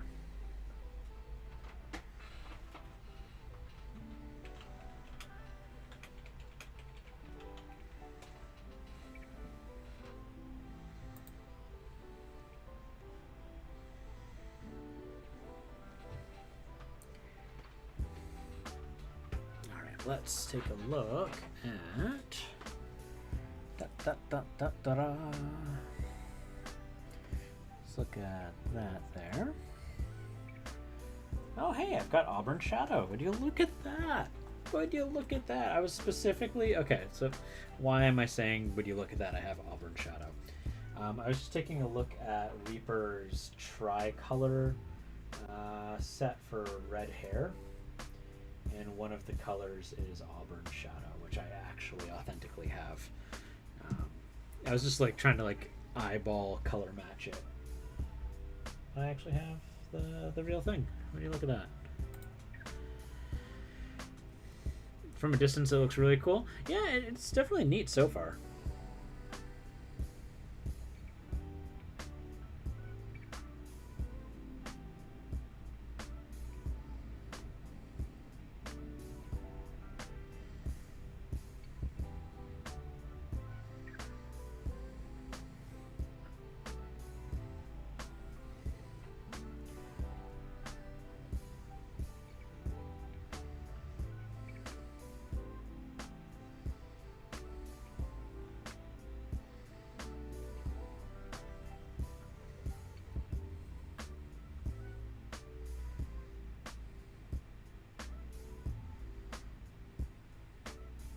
One thing I kind of like, and this is a positive in my opinion, is that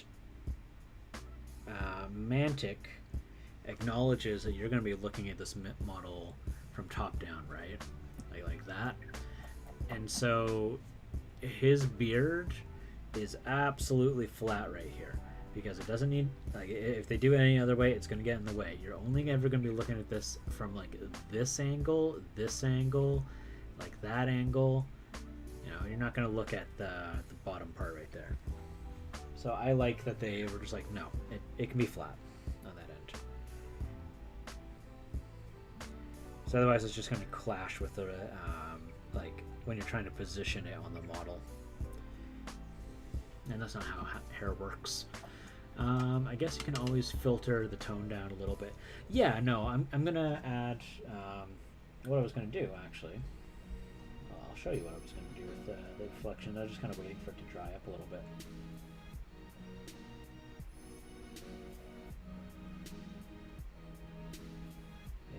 I was going to do this.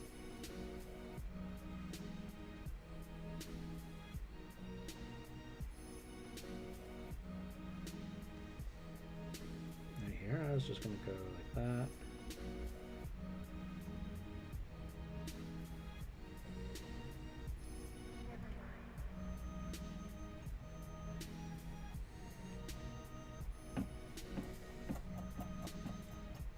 Only stuff I've played War Stuff is the only one I've played. Really enjoyed it. But my favorite faction in Grimdark is the Elven Jesters. Ooh.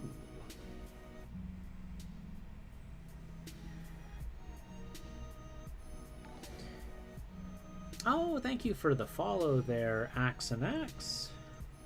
I mean, Big Beard is fine, but what I'm saying is they made it on the bottom part flat. Like, it's cool if it's a big, long, all that stuff. I'm referring just simply to the functionality of being able to pose and posture the miniature, right? Because if they made it any bigger on the bottom, I literally would not be able to pose it like this. I wouldn't be able to make this cool dynamic running pose. So like long is fine, width is fine. It's just that that little bit right there. Like no one's gonna see it, right? That's all I'm referring to. Let's see if we can get a little bit of highlights going on.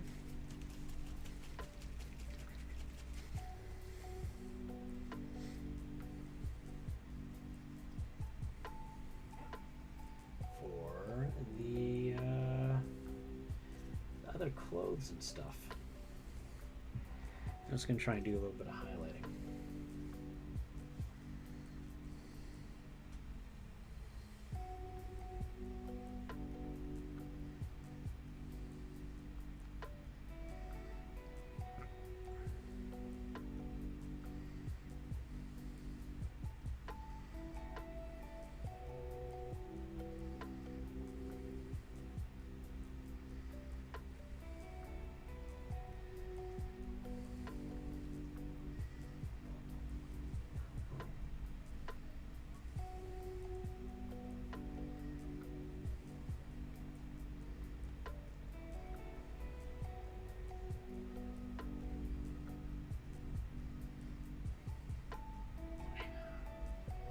Hi, Gannon.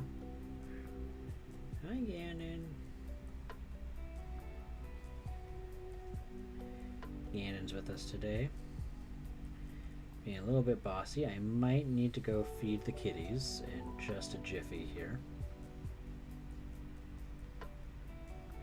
But we're just gonna keep doing a little bit of highlights here. Just for a little bit longer here.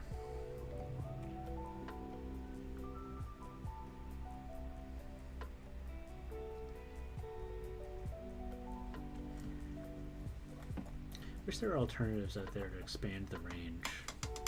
Oh, you really love your Harlequins. Yeah. Oh, I've been missing a lot. This one that I shared last week has the most amazing beard ever painted. I'll take a look at that in just a second there. But from a style standpoint, those little square beards are really fun because it's very military. It is. It's very practical. You can have your beard up to a certain length. I keep wanting... Oh, hey, nice to see you, Bythtron. Is it Byth? Yeah, Bythtron. Bithtron. Is it Bith as in like a bit, or is it bi, like bipartisan? But I do need forces that can fight each other in solo play. Fair enough, fair enough.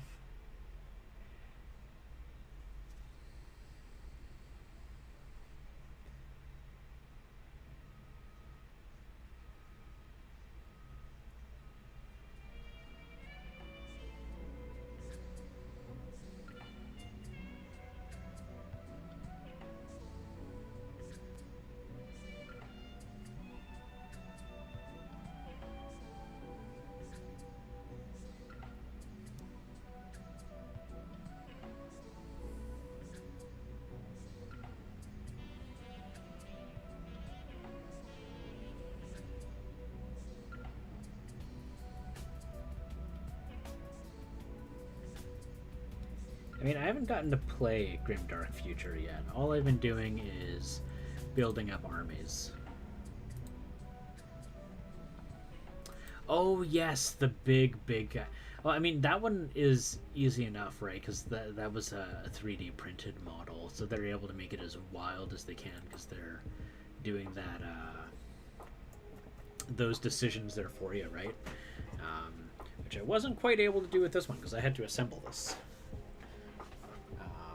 But I love it. Absolutely love it.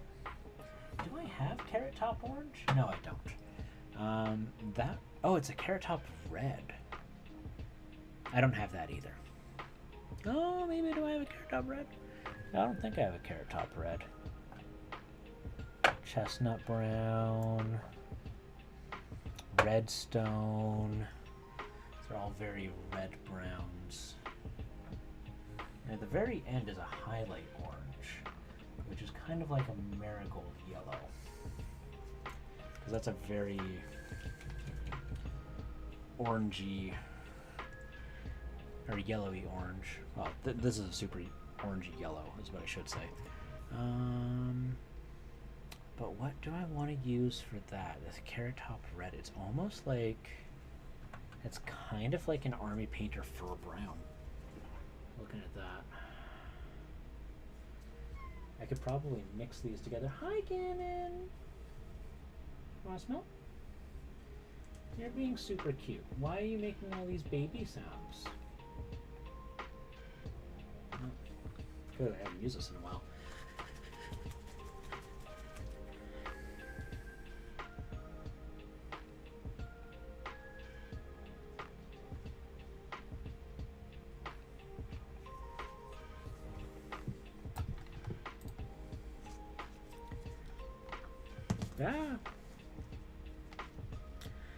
I don't mind either saying hello.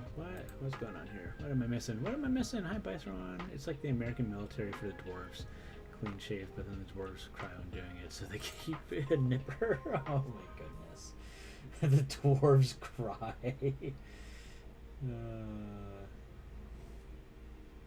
Oh yeah, that's like a perfect like mix. Mixing those two colors.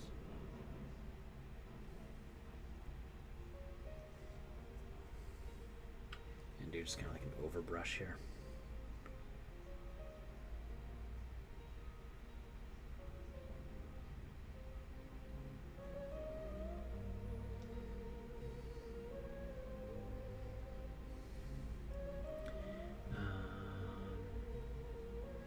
I have some Space Marines and Escher painted up, thinking of getting some Dwarves. I like building armies as well.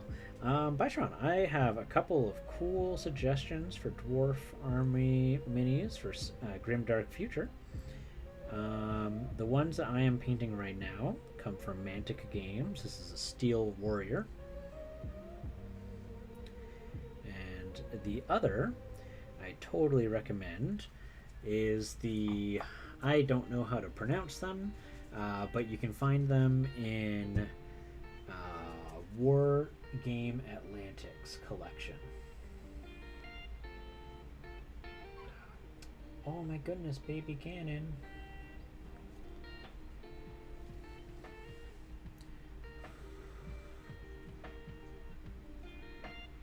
The Gimli going, not the beard, not the beard.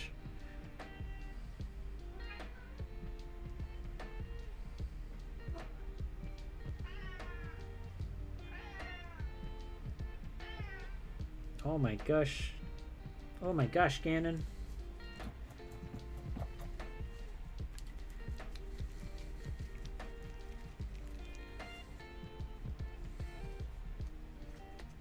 Yeah, I've heard of people putting these guys on 32 millimeters and just like using them in the Astra Militarum.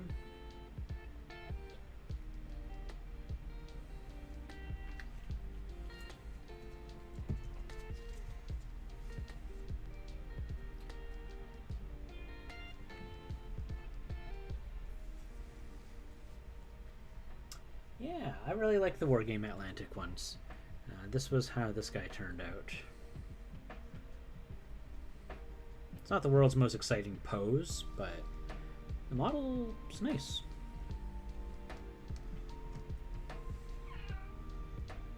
Yeah, you could use them for Marines too. This could totally just be a Space Marine. Ganon, you're fine.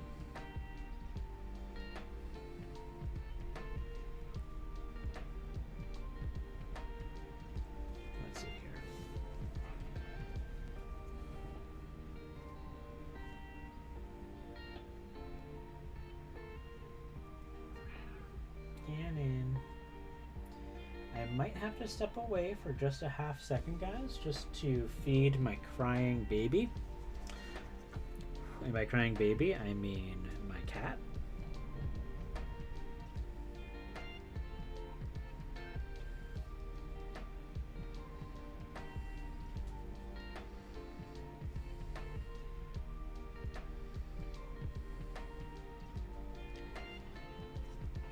Got a little bit of a beard action going on there. It's starting to look like a really cool model. Got a snarky suspicion squats are coming soon to GW. Sneaky, snarky. Can I see a few of the different weapon options, Mello? Yeah, for which weapon options? For these guys here? Because if you want the ones from these guys, right over here. So there's, this is what their like assault rifles look like. And then, let's see here. They come also with this this missile launcher. They've got this big cannon. Now they call it like a magma cannon, but you could potentially, so it's got these little ridges here, you could potentially use it as a plasma cannon, or you could also call it a melta. Maybe just like add like a little thing on the tip of it. So it could work for either of those. They've got this, which is like a very tiny Reaper cannon. And that's kind of about it.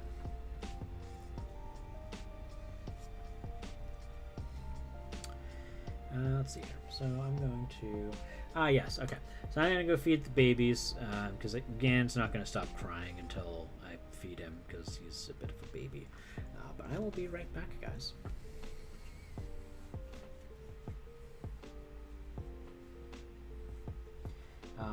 But I will say, one of the reasons I really like the either Yar. Gonna keep ruining that. They have shotguns, they have rifles, and the plasma rifles that they use are very appropriately GW style.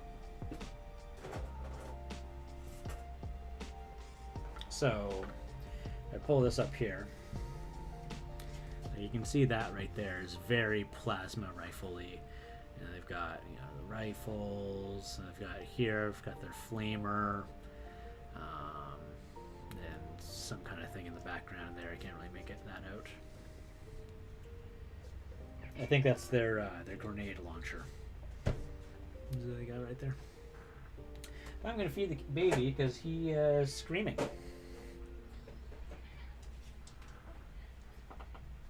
Everything okay? Hey, fine. Yeah. Right, I'll be right back, guys.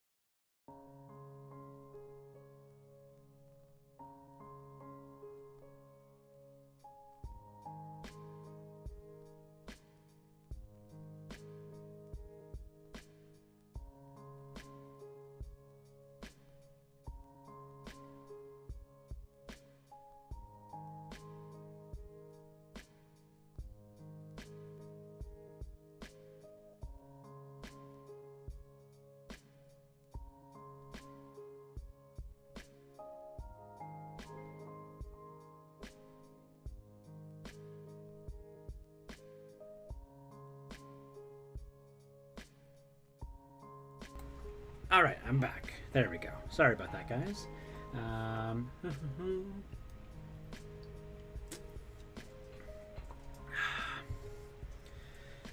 Oh, nice, Warlander. Da, da, da, da, da.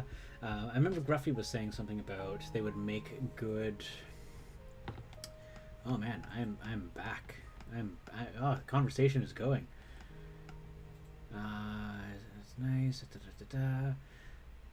Gruffy bears made a comment. They make good Tempestus Scions. That's what I last checked. I didn't see who the Tempestus Scions are. I don't know who that is. Like elite, tougher folk, but not full Marines. Oh, yeah. Ah, okay. Sorry. Zelda jumped up on the windowsill and she scared me. Yeah, I could reflavor their sky drop as digging tunnels. That would be awesome. I love that, Gruffy. You keep showing me that box, and my partner is going to have a shock when the box arrives unexpectedly.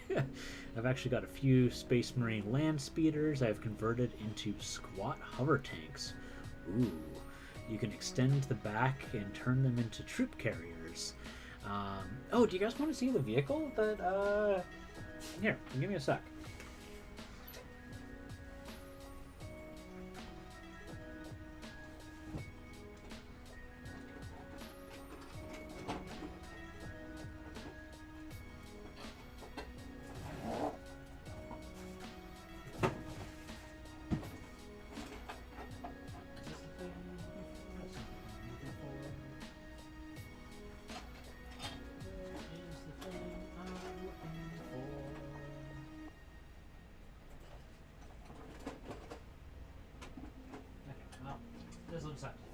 I don't know where it is.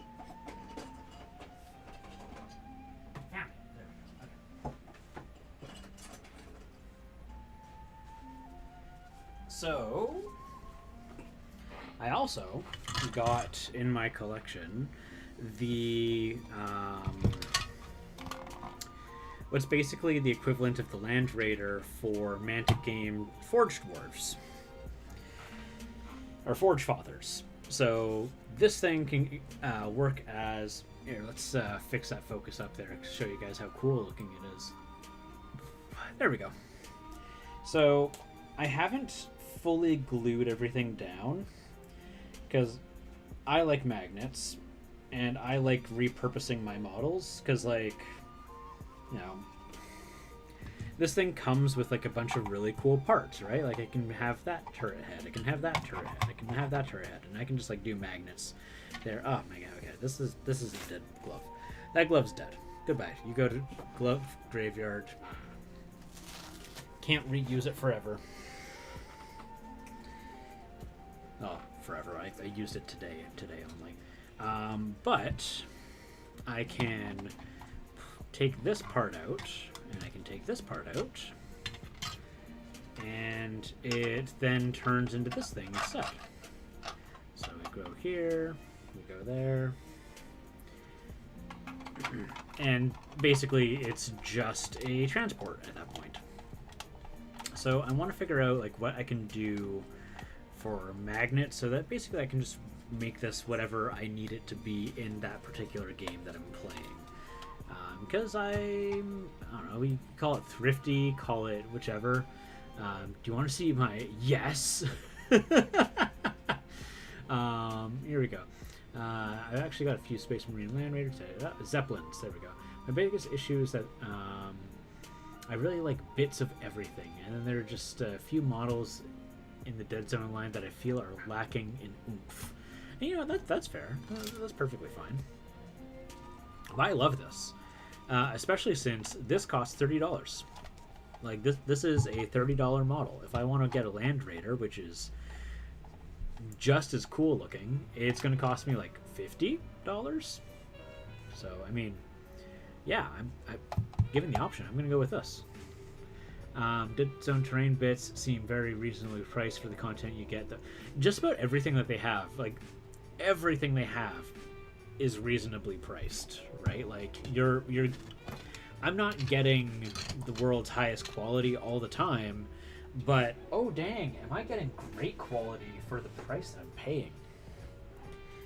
Oh dang. Okay, I'm gonna go put this away because my desk is getting really cluttered.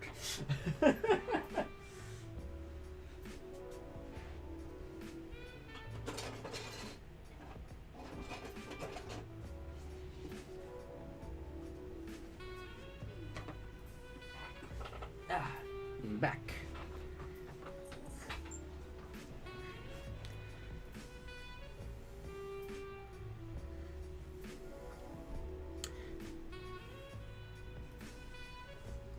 I mean, that's perfectly fine. It all depends on what armies you're playing, too, right? Alright, let's see here. Da, da, da, da. Mantic is owned by Ronnie, who is XGW. That is correct. That is very correct. And the games that they have are all free-to-play rules. You just go on their website and download the PDFs. I think it's only like the expansions or supplements that they let out that cost anything.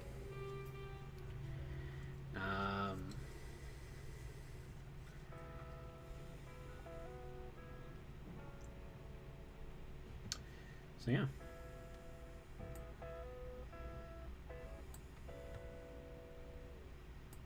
I mean, that's fine. It doesn't need to be for everyone, right?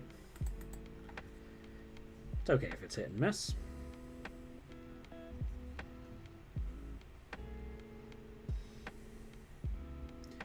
Love their Kingdom of War goblins, though. So much better than, you know, in my opinion, for what I expect goblins to be, much preferable. Very, very preferable.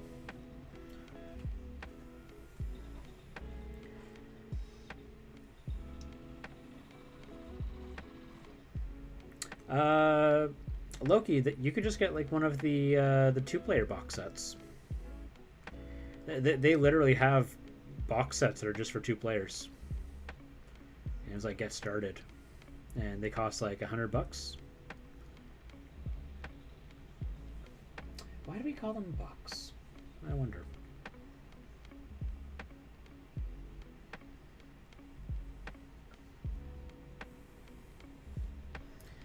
Someone say goblins? Yeah, Mellow Miniatures. Have you seen the Kingdom of War goblins?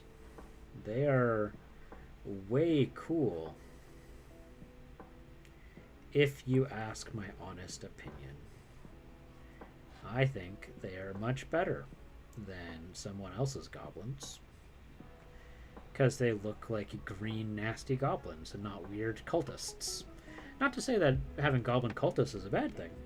I just feel like if you're gonna have, you know, the gloom spits are very flavorful. They are meant to be something specific, and not just average front of the mill goblins. I will say that. If you're looking for average run of the mill goblins, though, Kingdom of War has what you're looking for. I've been eyeing the Ratkin versus Goblins box, actually. Kings of War mega sets, whole army in one go for $150. It is jaw dropping, absolutely. But you know what? I think that's the thing. It shouldn't be jaw dropping. I don't think $150 is a small amount of money for a lot of plastic. Like, I think that's reasonably a reasonable amount of money for that amount of plastic, right?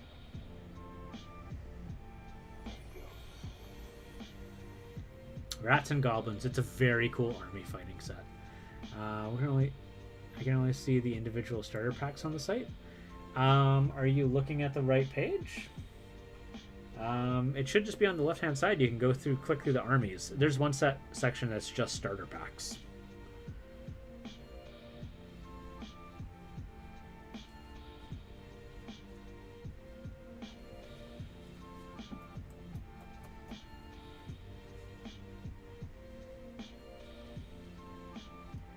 I have to navigate the page a little bit. If you need to, I can link it to you.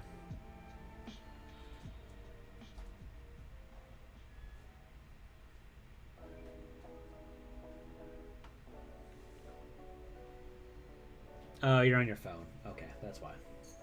Yeah, that would do it.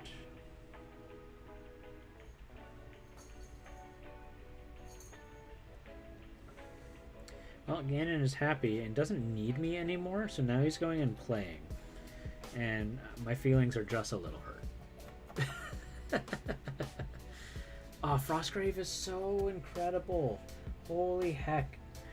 The prices that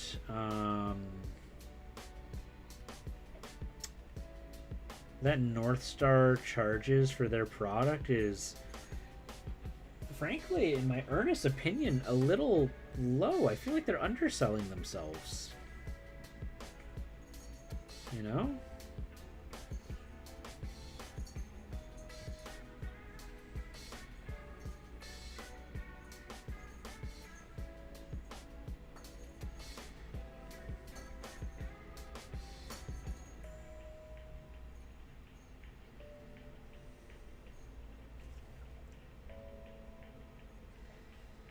The new Stargrave is coming out soon. It sure is.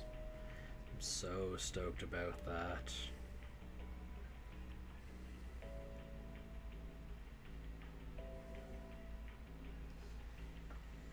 Alright, so let's pull out some metallics and apparently kick my keyboard again. Durr. Yeah, that one.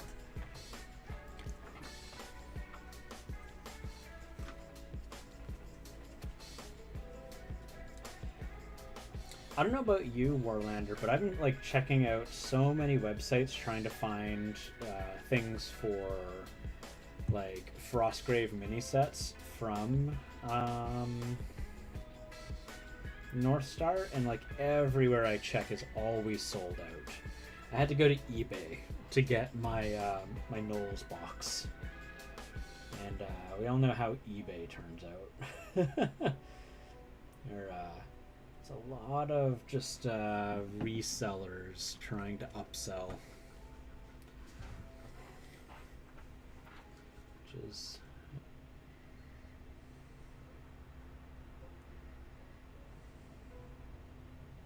what time is it? It's 2:25. Well, I'm sorry I didn't get a whole lot of painting in today, guys.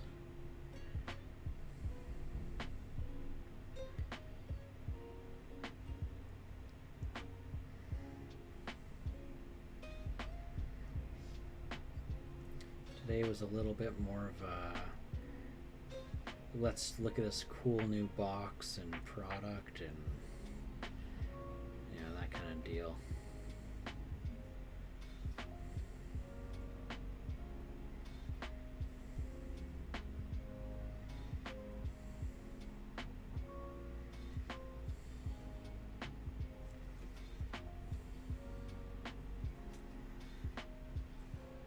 Restocks are coming. They had a sale in the fall where boxes were $15. Where was this? Where were you finding $15 boxes?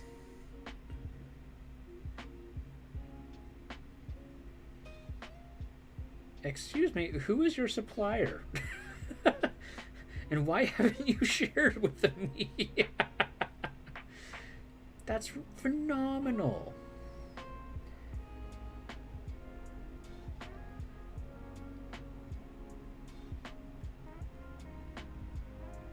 You had to buy 6 boxes at a time.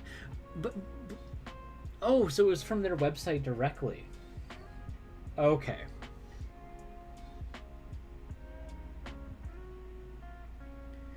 Oh, it was during the release of Oathmark. I see, I see.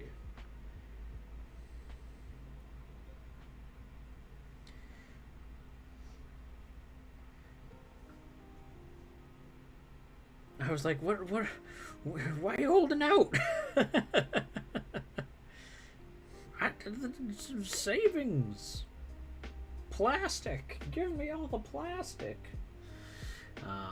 Yeah, no, that's insanely good.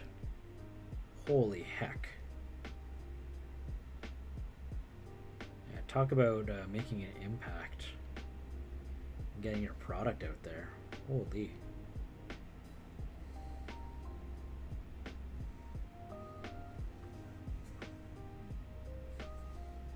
I hope it had the impact that they desired. That's all.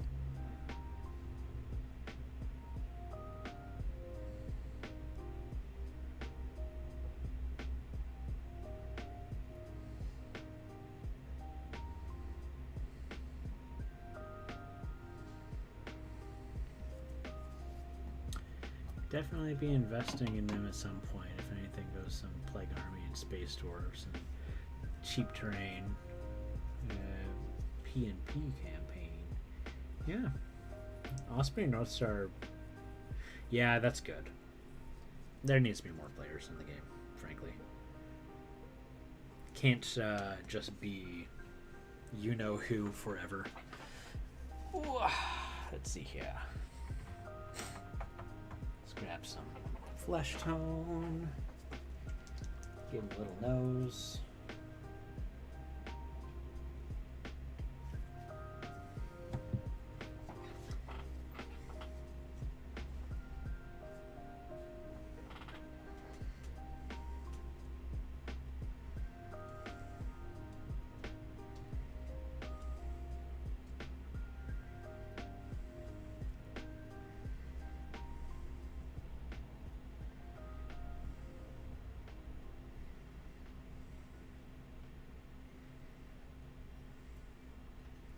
I think, actually,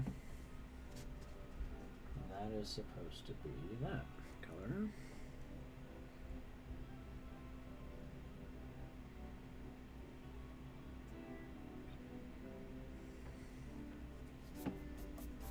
Hey, Shay, nice to see you, nice to see you.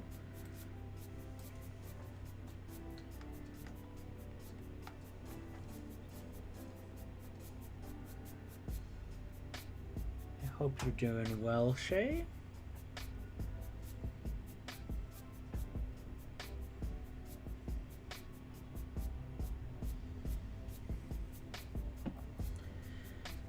Let's see here. Let's get that back up there. Bam.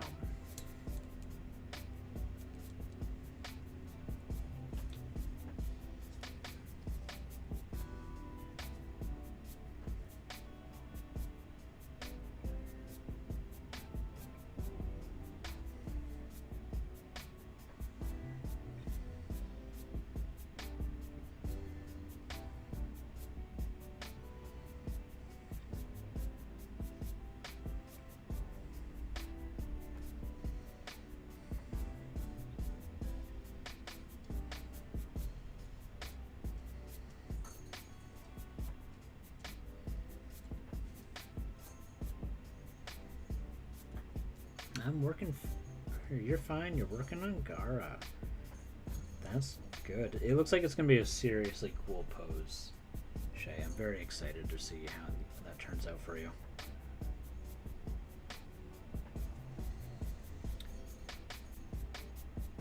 When I Google it, I see trekking equipment.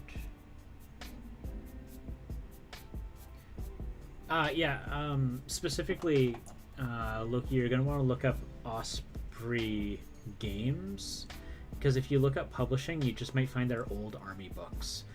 They used to do a lot of just books about like historical equipment and war and stuff. Them getting into games is not what they were originally known for, actually, which is really cool.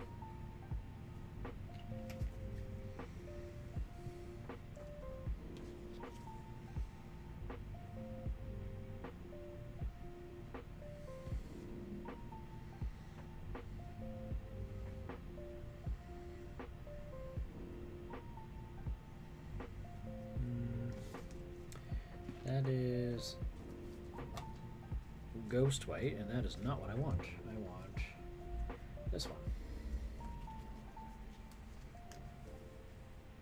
Yeah, there's a lot of like tricks you can do, like you know, for example, making the nope, what was that?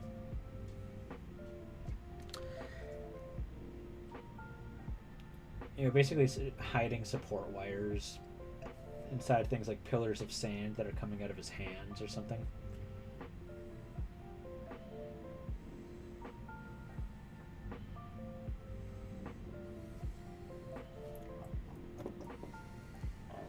But I'm sure you got it all under control.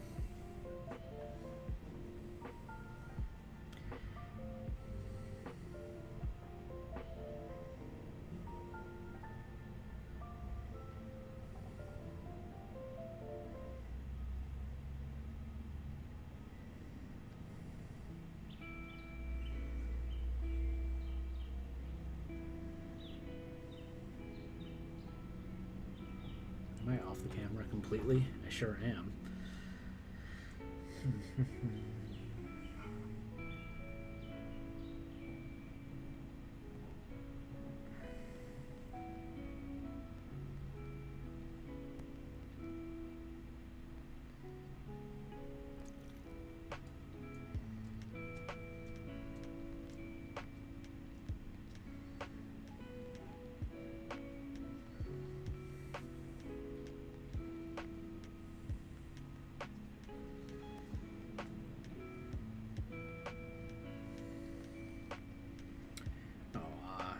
I understand the nervousness. I believe in you, though. I've seen some of the things that you can do, Shay. You got this.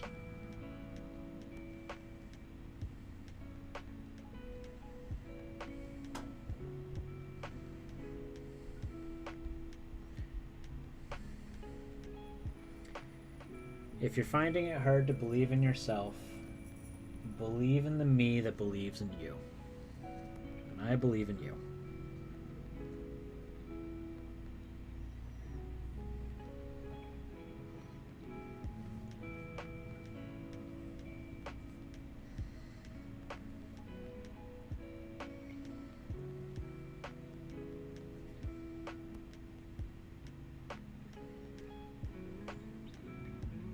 It's a very silly line, but it's from one of my favorite shows. And I think it really hits an home.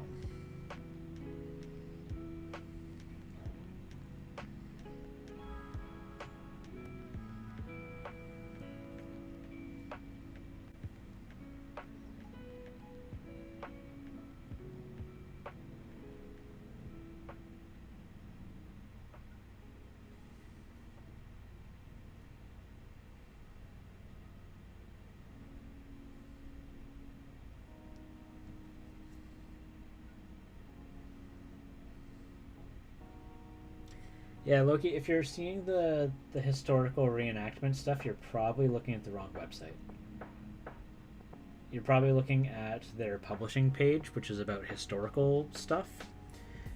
What you're looking for is Osprey Games. If I have to, I'll just go and I'll Google it and I'll send you a link. It's like I was saying earlier, they weren't always a games company. They were originally a historical reenactment thing. Them going into games was a relatively new thing for them.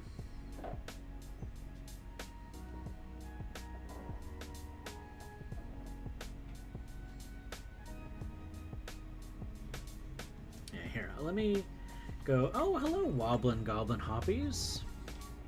Yep, no, you're absolutely correct, Woblin Goblin. They were not originally a games company. I'm just gonna go pull this up here. Osprey Games. So it's a subsection within the Osprey publishing website. And so most of it is not, it's not going to look like your typical gaming website. It's going to... So hopefully that helps.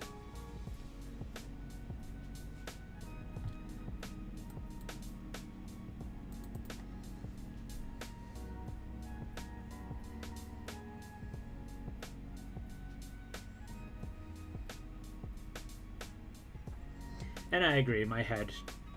The Wobblin' Goblin. I know, I love that name so much.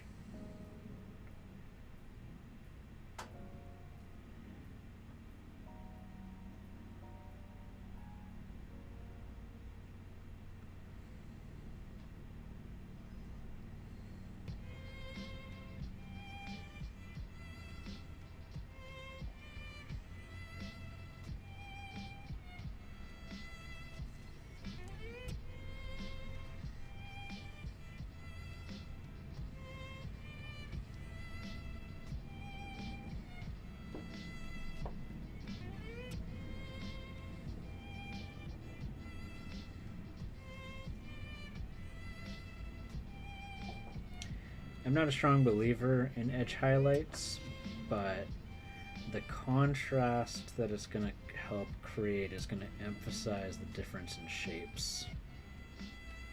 So where I can, I'm going to create some, despite the fact that I am actually wildly opposed to edge highlighting. Because I usually try to go for a slightly more realistic approach on things, which, you know, sometimes works out, sometimes doesn't.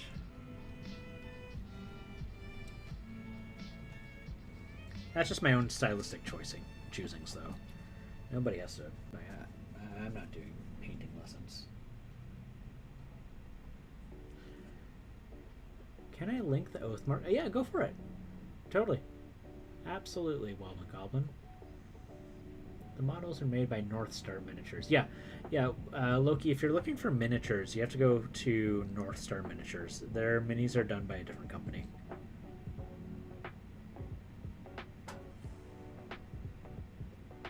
Oh, actually, Wobblin' Goblin, hold up.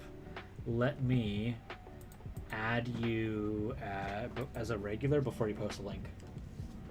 Regulars, add Wobblin' Goblin. There you go.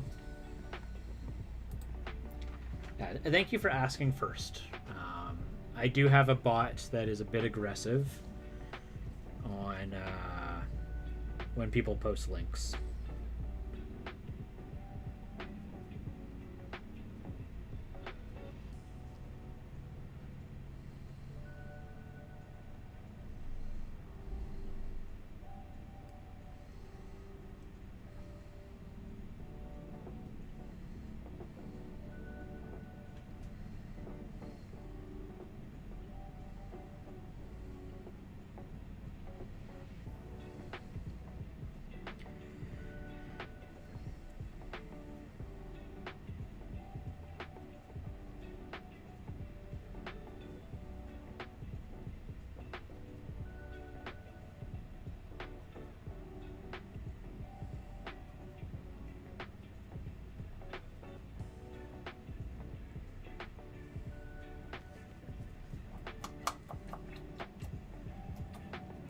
Yeah, no, it's super aggressive. It started deleting messages, which it did not used to do before, which is why I wanted to be like, hey, hold on before you do anything. I don't know, somebody went and like upped the aggression factor by a bajillion, which is like fine, I guess, but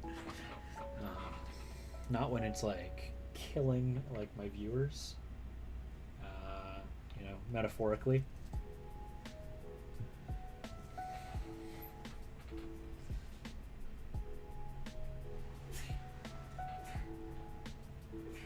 The aggressive bot for the, hey, you want to be famous? Yes, I did make it.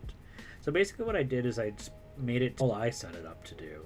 I was like, hey, when, you know, someone who's not a regular posts a link that's not one of this list of many links, because like I had a list, right? I had a list of like, yeah, these are the allowed links.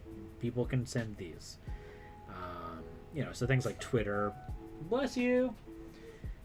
You know, Twitter, Facebook, Instagram, all that stuff. Like those are regular websites, whatever, right? but then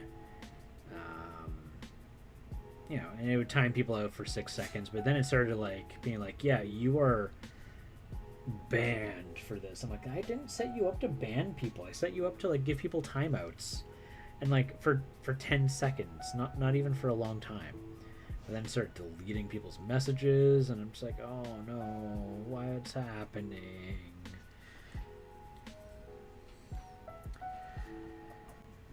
Can't load the North Stars. Loki, you were having so many technical difficulties today. You doing all right?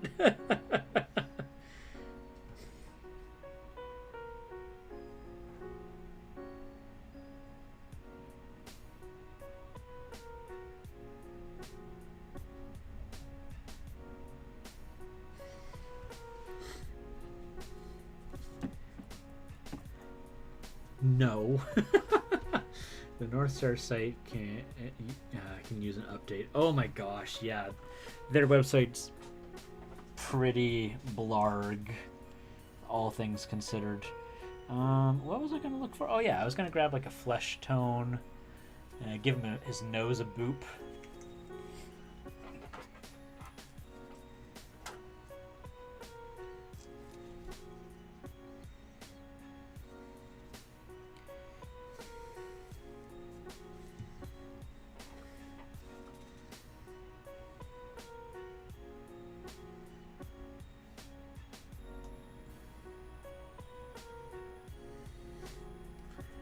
Look at that little nose. Isn't that a cute little button? As a developer, yes, I feel like crying. But to be fair, that's very often these days. Yeah, look at that little button nose. Boop. Look at that. You're just a tiny little thing. Love it.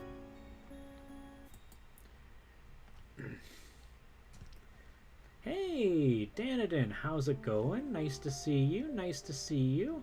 Oh, it is Mario Day. Smoke bomb. I think Danadin came in and came out. I didn't get to wish Danadin happy March of the Dwarves. I can take a dwarven terrain counts towards the march. Oh, absolutely. Anything dwarven counts towards the March of the Dwarves. So it could be an illustration, it could be a song or a poem, it could be a short story, it could be a miniature, which is, what I'm doing. But it doesn't have to be anything specific. Oh, you're still lurking around. Sounds good. Danadin, do you know about March of the Dwarves? Why don't they show the actual miniatures? So they're just, yeah. I'll let you Google it, Loki. I hear you.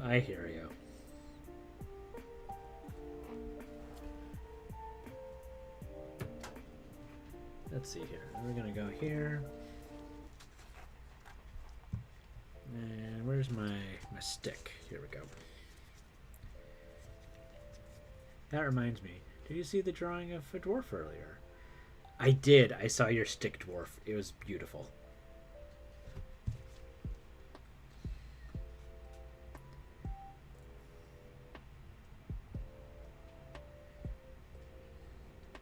Tell you, the Discord is getting popping and popping even more. It's getting hard for me to keep up or reply to everything anymore. Like the song? Or some kind of event? Yeah, totally. You could write a. So the event is March of the Dwarves, Danadin. So anything dwarven counts. The whole idea right now is just I am trying to encourage miniature painters to paint their unpainted dwarves. We're gonna just celebrate dwarves because dwarves are fun, and they deserve a little more attention than just from the dwarf enthusiasts.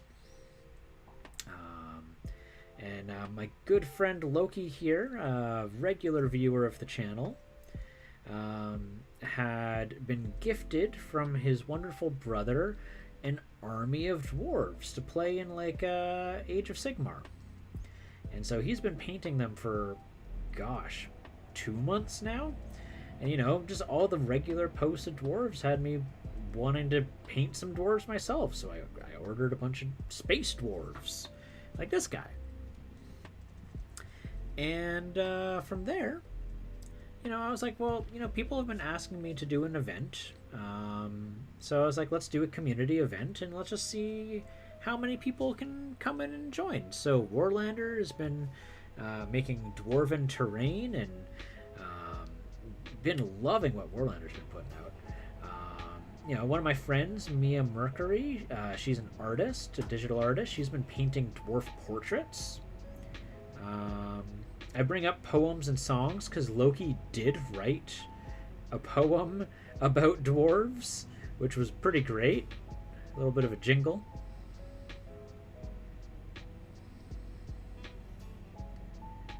I should actually go pull that up. Loki, do you still have that? I don't have dwarf sculpture. You could sculpt a dwarf. Sculpting a dwarf would work.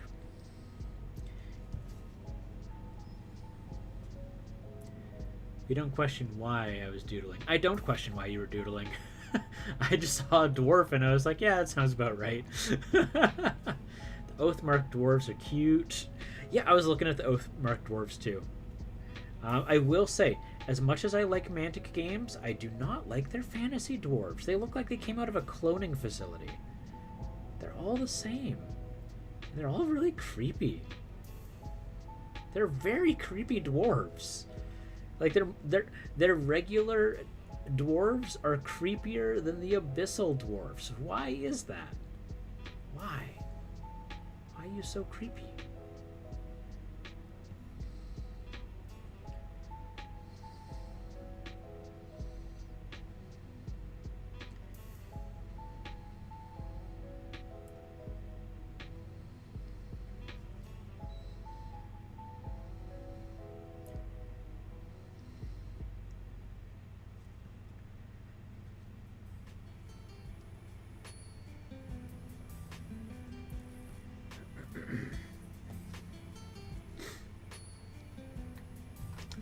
Skibber has some of the coolest dwarves. Yes, I did. I may have been looking at Skibber's shop. What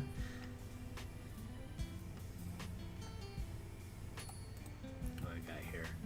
Got some Instagram from Danadin. Ooh, I like that dragon. Sounds fun. Don't have any dwarves at the moment. Lots of minis, but nothing specific comes to mind for dwarves. Yes, currently, an army, a literal city. Okay, I am behind. Yeah, no. Lucky Loki definitely did have like a city worth of dwarves, 222. A lot of them were from Warhammer Fantasy too. Oathmark dwarves are cute, nice. Currently still working on the dragon. It's going to be an art piece after that. Am I following you, Danadin? Let me fix that. I'm not following you. Followed. There you go. I'll paint you. I'll paint when I'm frowning. I'll paint when I'm smile. If the COVID kills me, I'll paint in the sky. Oh, pink dwarves, oh, pink dwarves, oh, pink dwarves, I cry. If I don't paint pink dwarves, I'll paint a big guy. I'll sharpen my brush till fill up my cup. I'll darken those shadows and I'll lighten them up. Pink on the beards when everyone cries. And give us more dwarves or we surely will riot. I'll stop verse 2 and so spam. Tell me if you want the rest. It's good. You can keep putting in the rest. Geeky Taniki, how's it going, Geeky Taniki? Clone troops, you can have thousands of them. Yep, exactly. Check them out. They were nice. Some were meh. The ones I really wanted seemed to be a bit out of a bit much for your current army. Hello, Mellow and all. Dwarf poetry, I dig it. Yeah.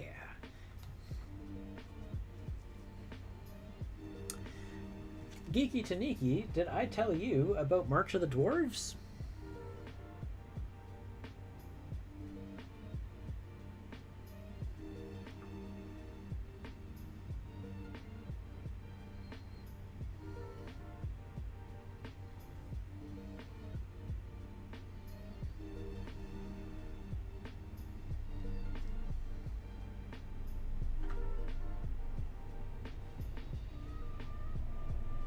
Once I'm done painting, I'll play them at last. And if I do, I'll hate them. I'll hide them in the bag. Candy dwarves, they're so much fun. I'll write the song mostly as a pun, the end.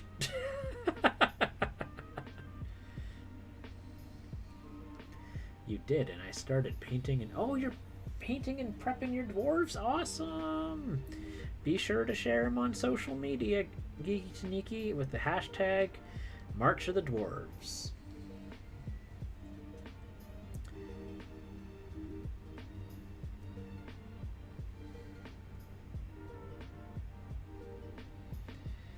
Because I would love to do a raffle for those who are participating. And if you're not already in my Discord, I think you are, you can join in and share them in the March of the Dwarves channel that I've created there. I would love to see what you're working on. The Dwarf Goddess. Give me more dwarves or give me death. I did not hashtag it. That's okay. You can keep posting and you can keep hashtagging whichever. You can repost it if you have to. Or you can just share it inside. It's a cultural reference. That's fine.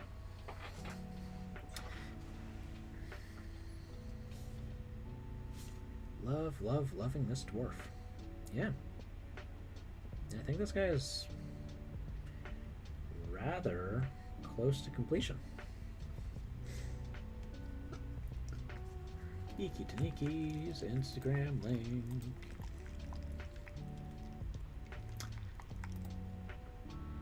Looking good. Love her. Yeah, just when you get closer to finishing it, Geeky Taniki, just throw down the hashtag. It'll be all good, buddy.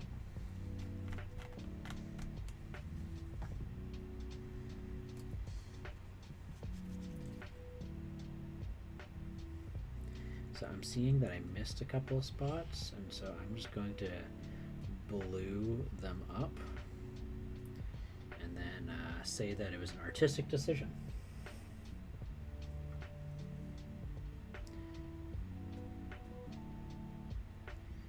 And for those who don't believe me, that's okay. Because no one will know.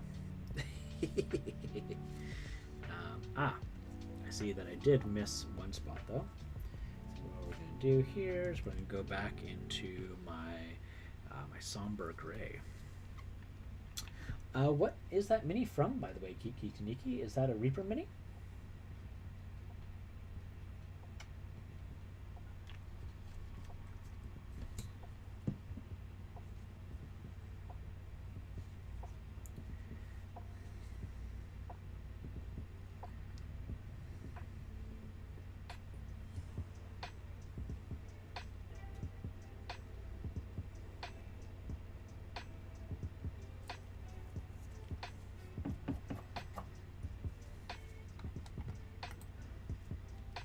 Metal Reaper, nice.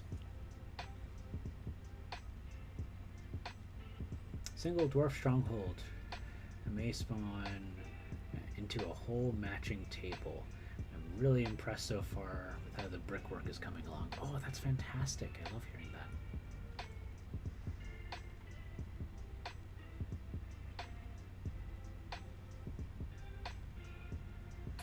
Scotty? Yeah, that sounds about right.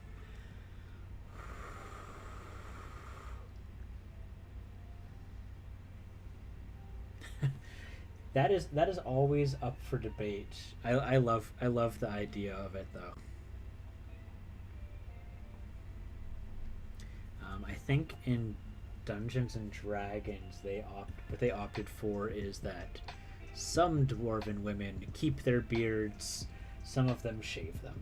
And I was like, there you go. You can have a little bit of both that way.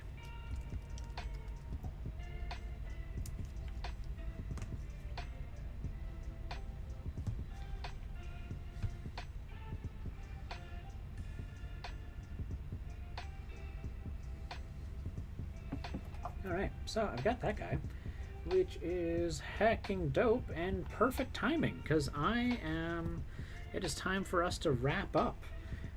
So from here, what I might end up doing is I might base coat some of the rest of these guys. I'm going to try and keep it to only working on 5 guys at a time. 5 Guys, Burgers and Fries, one of my favorite burger shops. Let's see, not that one. Where is the other dude? Here we go. So yeah, so we've got these 5 here. I will not take away from people because obviously already took the precious from the dwarves. Oh, hey, come on. The shave of very voluptuous beards, it doesn't interfere when in battle. Exactly, there you go. Yeah, because dwarven women fight too. Maybe they're smarter. They don't want to give something for the opponent to hold on to, right? If your beard's too long. But yeah, so I'm gonna work on these guys, and I hope to see you all soon. Tomorrow I have the day off, so I might stream a little bit longer.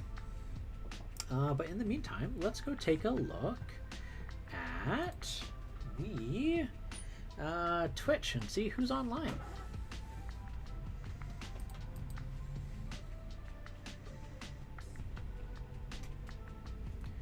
Oh, better mute that so it's not too loud. There we go. Woblin Goblin Hobbies started following. Yay, thanks for the follow, Woblin Goblin. Yeah, I'm really trying to push my Twitch to see if I can reach 1,000. Because if I can reach 1,000, I can potentially start getting some sponsor deals. Oh, hey, would you look at that? Holy heck. Loki, you stayed even though Giggling Geekette is online? I am truly, truly flabbergasted and very thankful. Thank you for hanging out with me for the whole stream. But no worries, we will return ourselves back over to Giggling Geekette, the chillest stream on the internet. Thank you all so much for coming and spending some time with me here, and I will see you all tomorrow, hopefully. And if not, that's okay. Attendance is not mandatory. And have a good one. And that's right, I need to wait for the thingy. Sleepy time entertainment. Yes, very relaxing. Apparently I've already put Jack to sleep for a little bit there. Alright, we got 10 raiders. Excellent. See you there.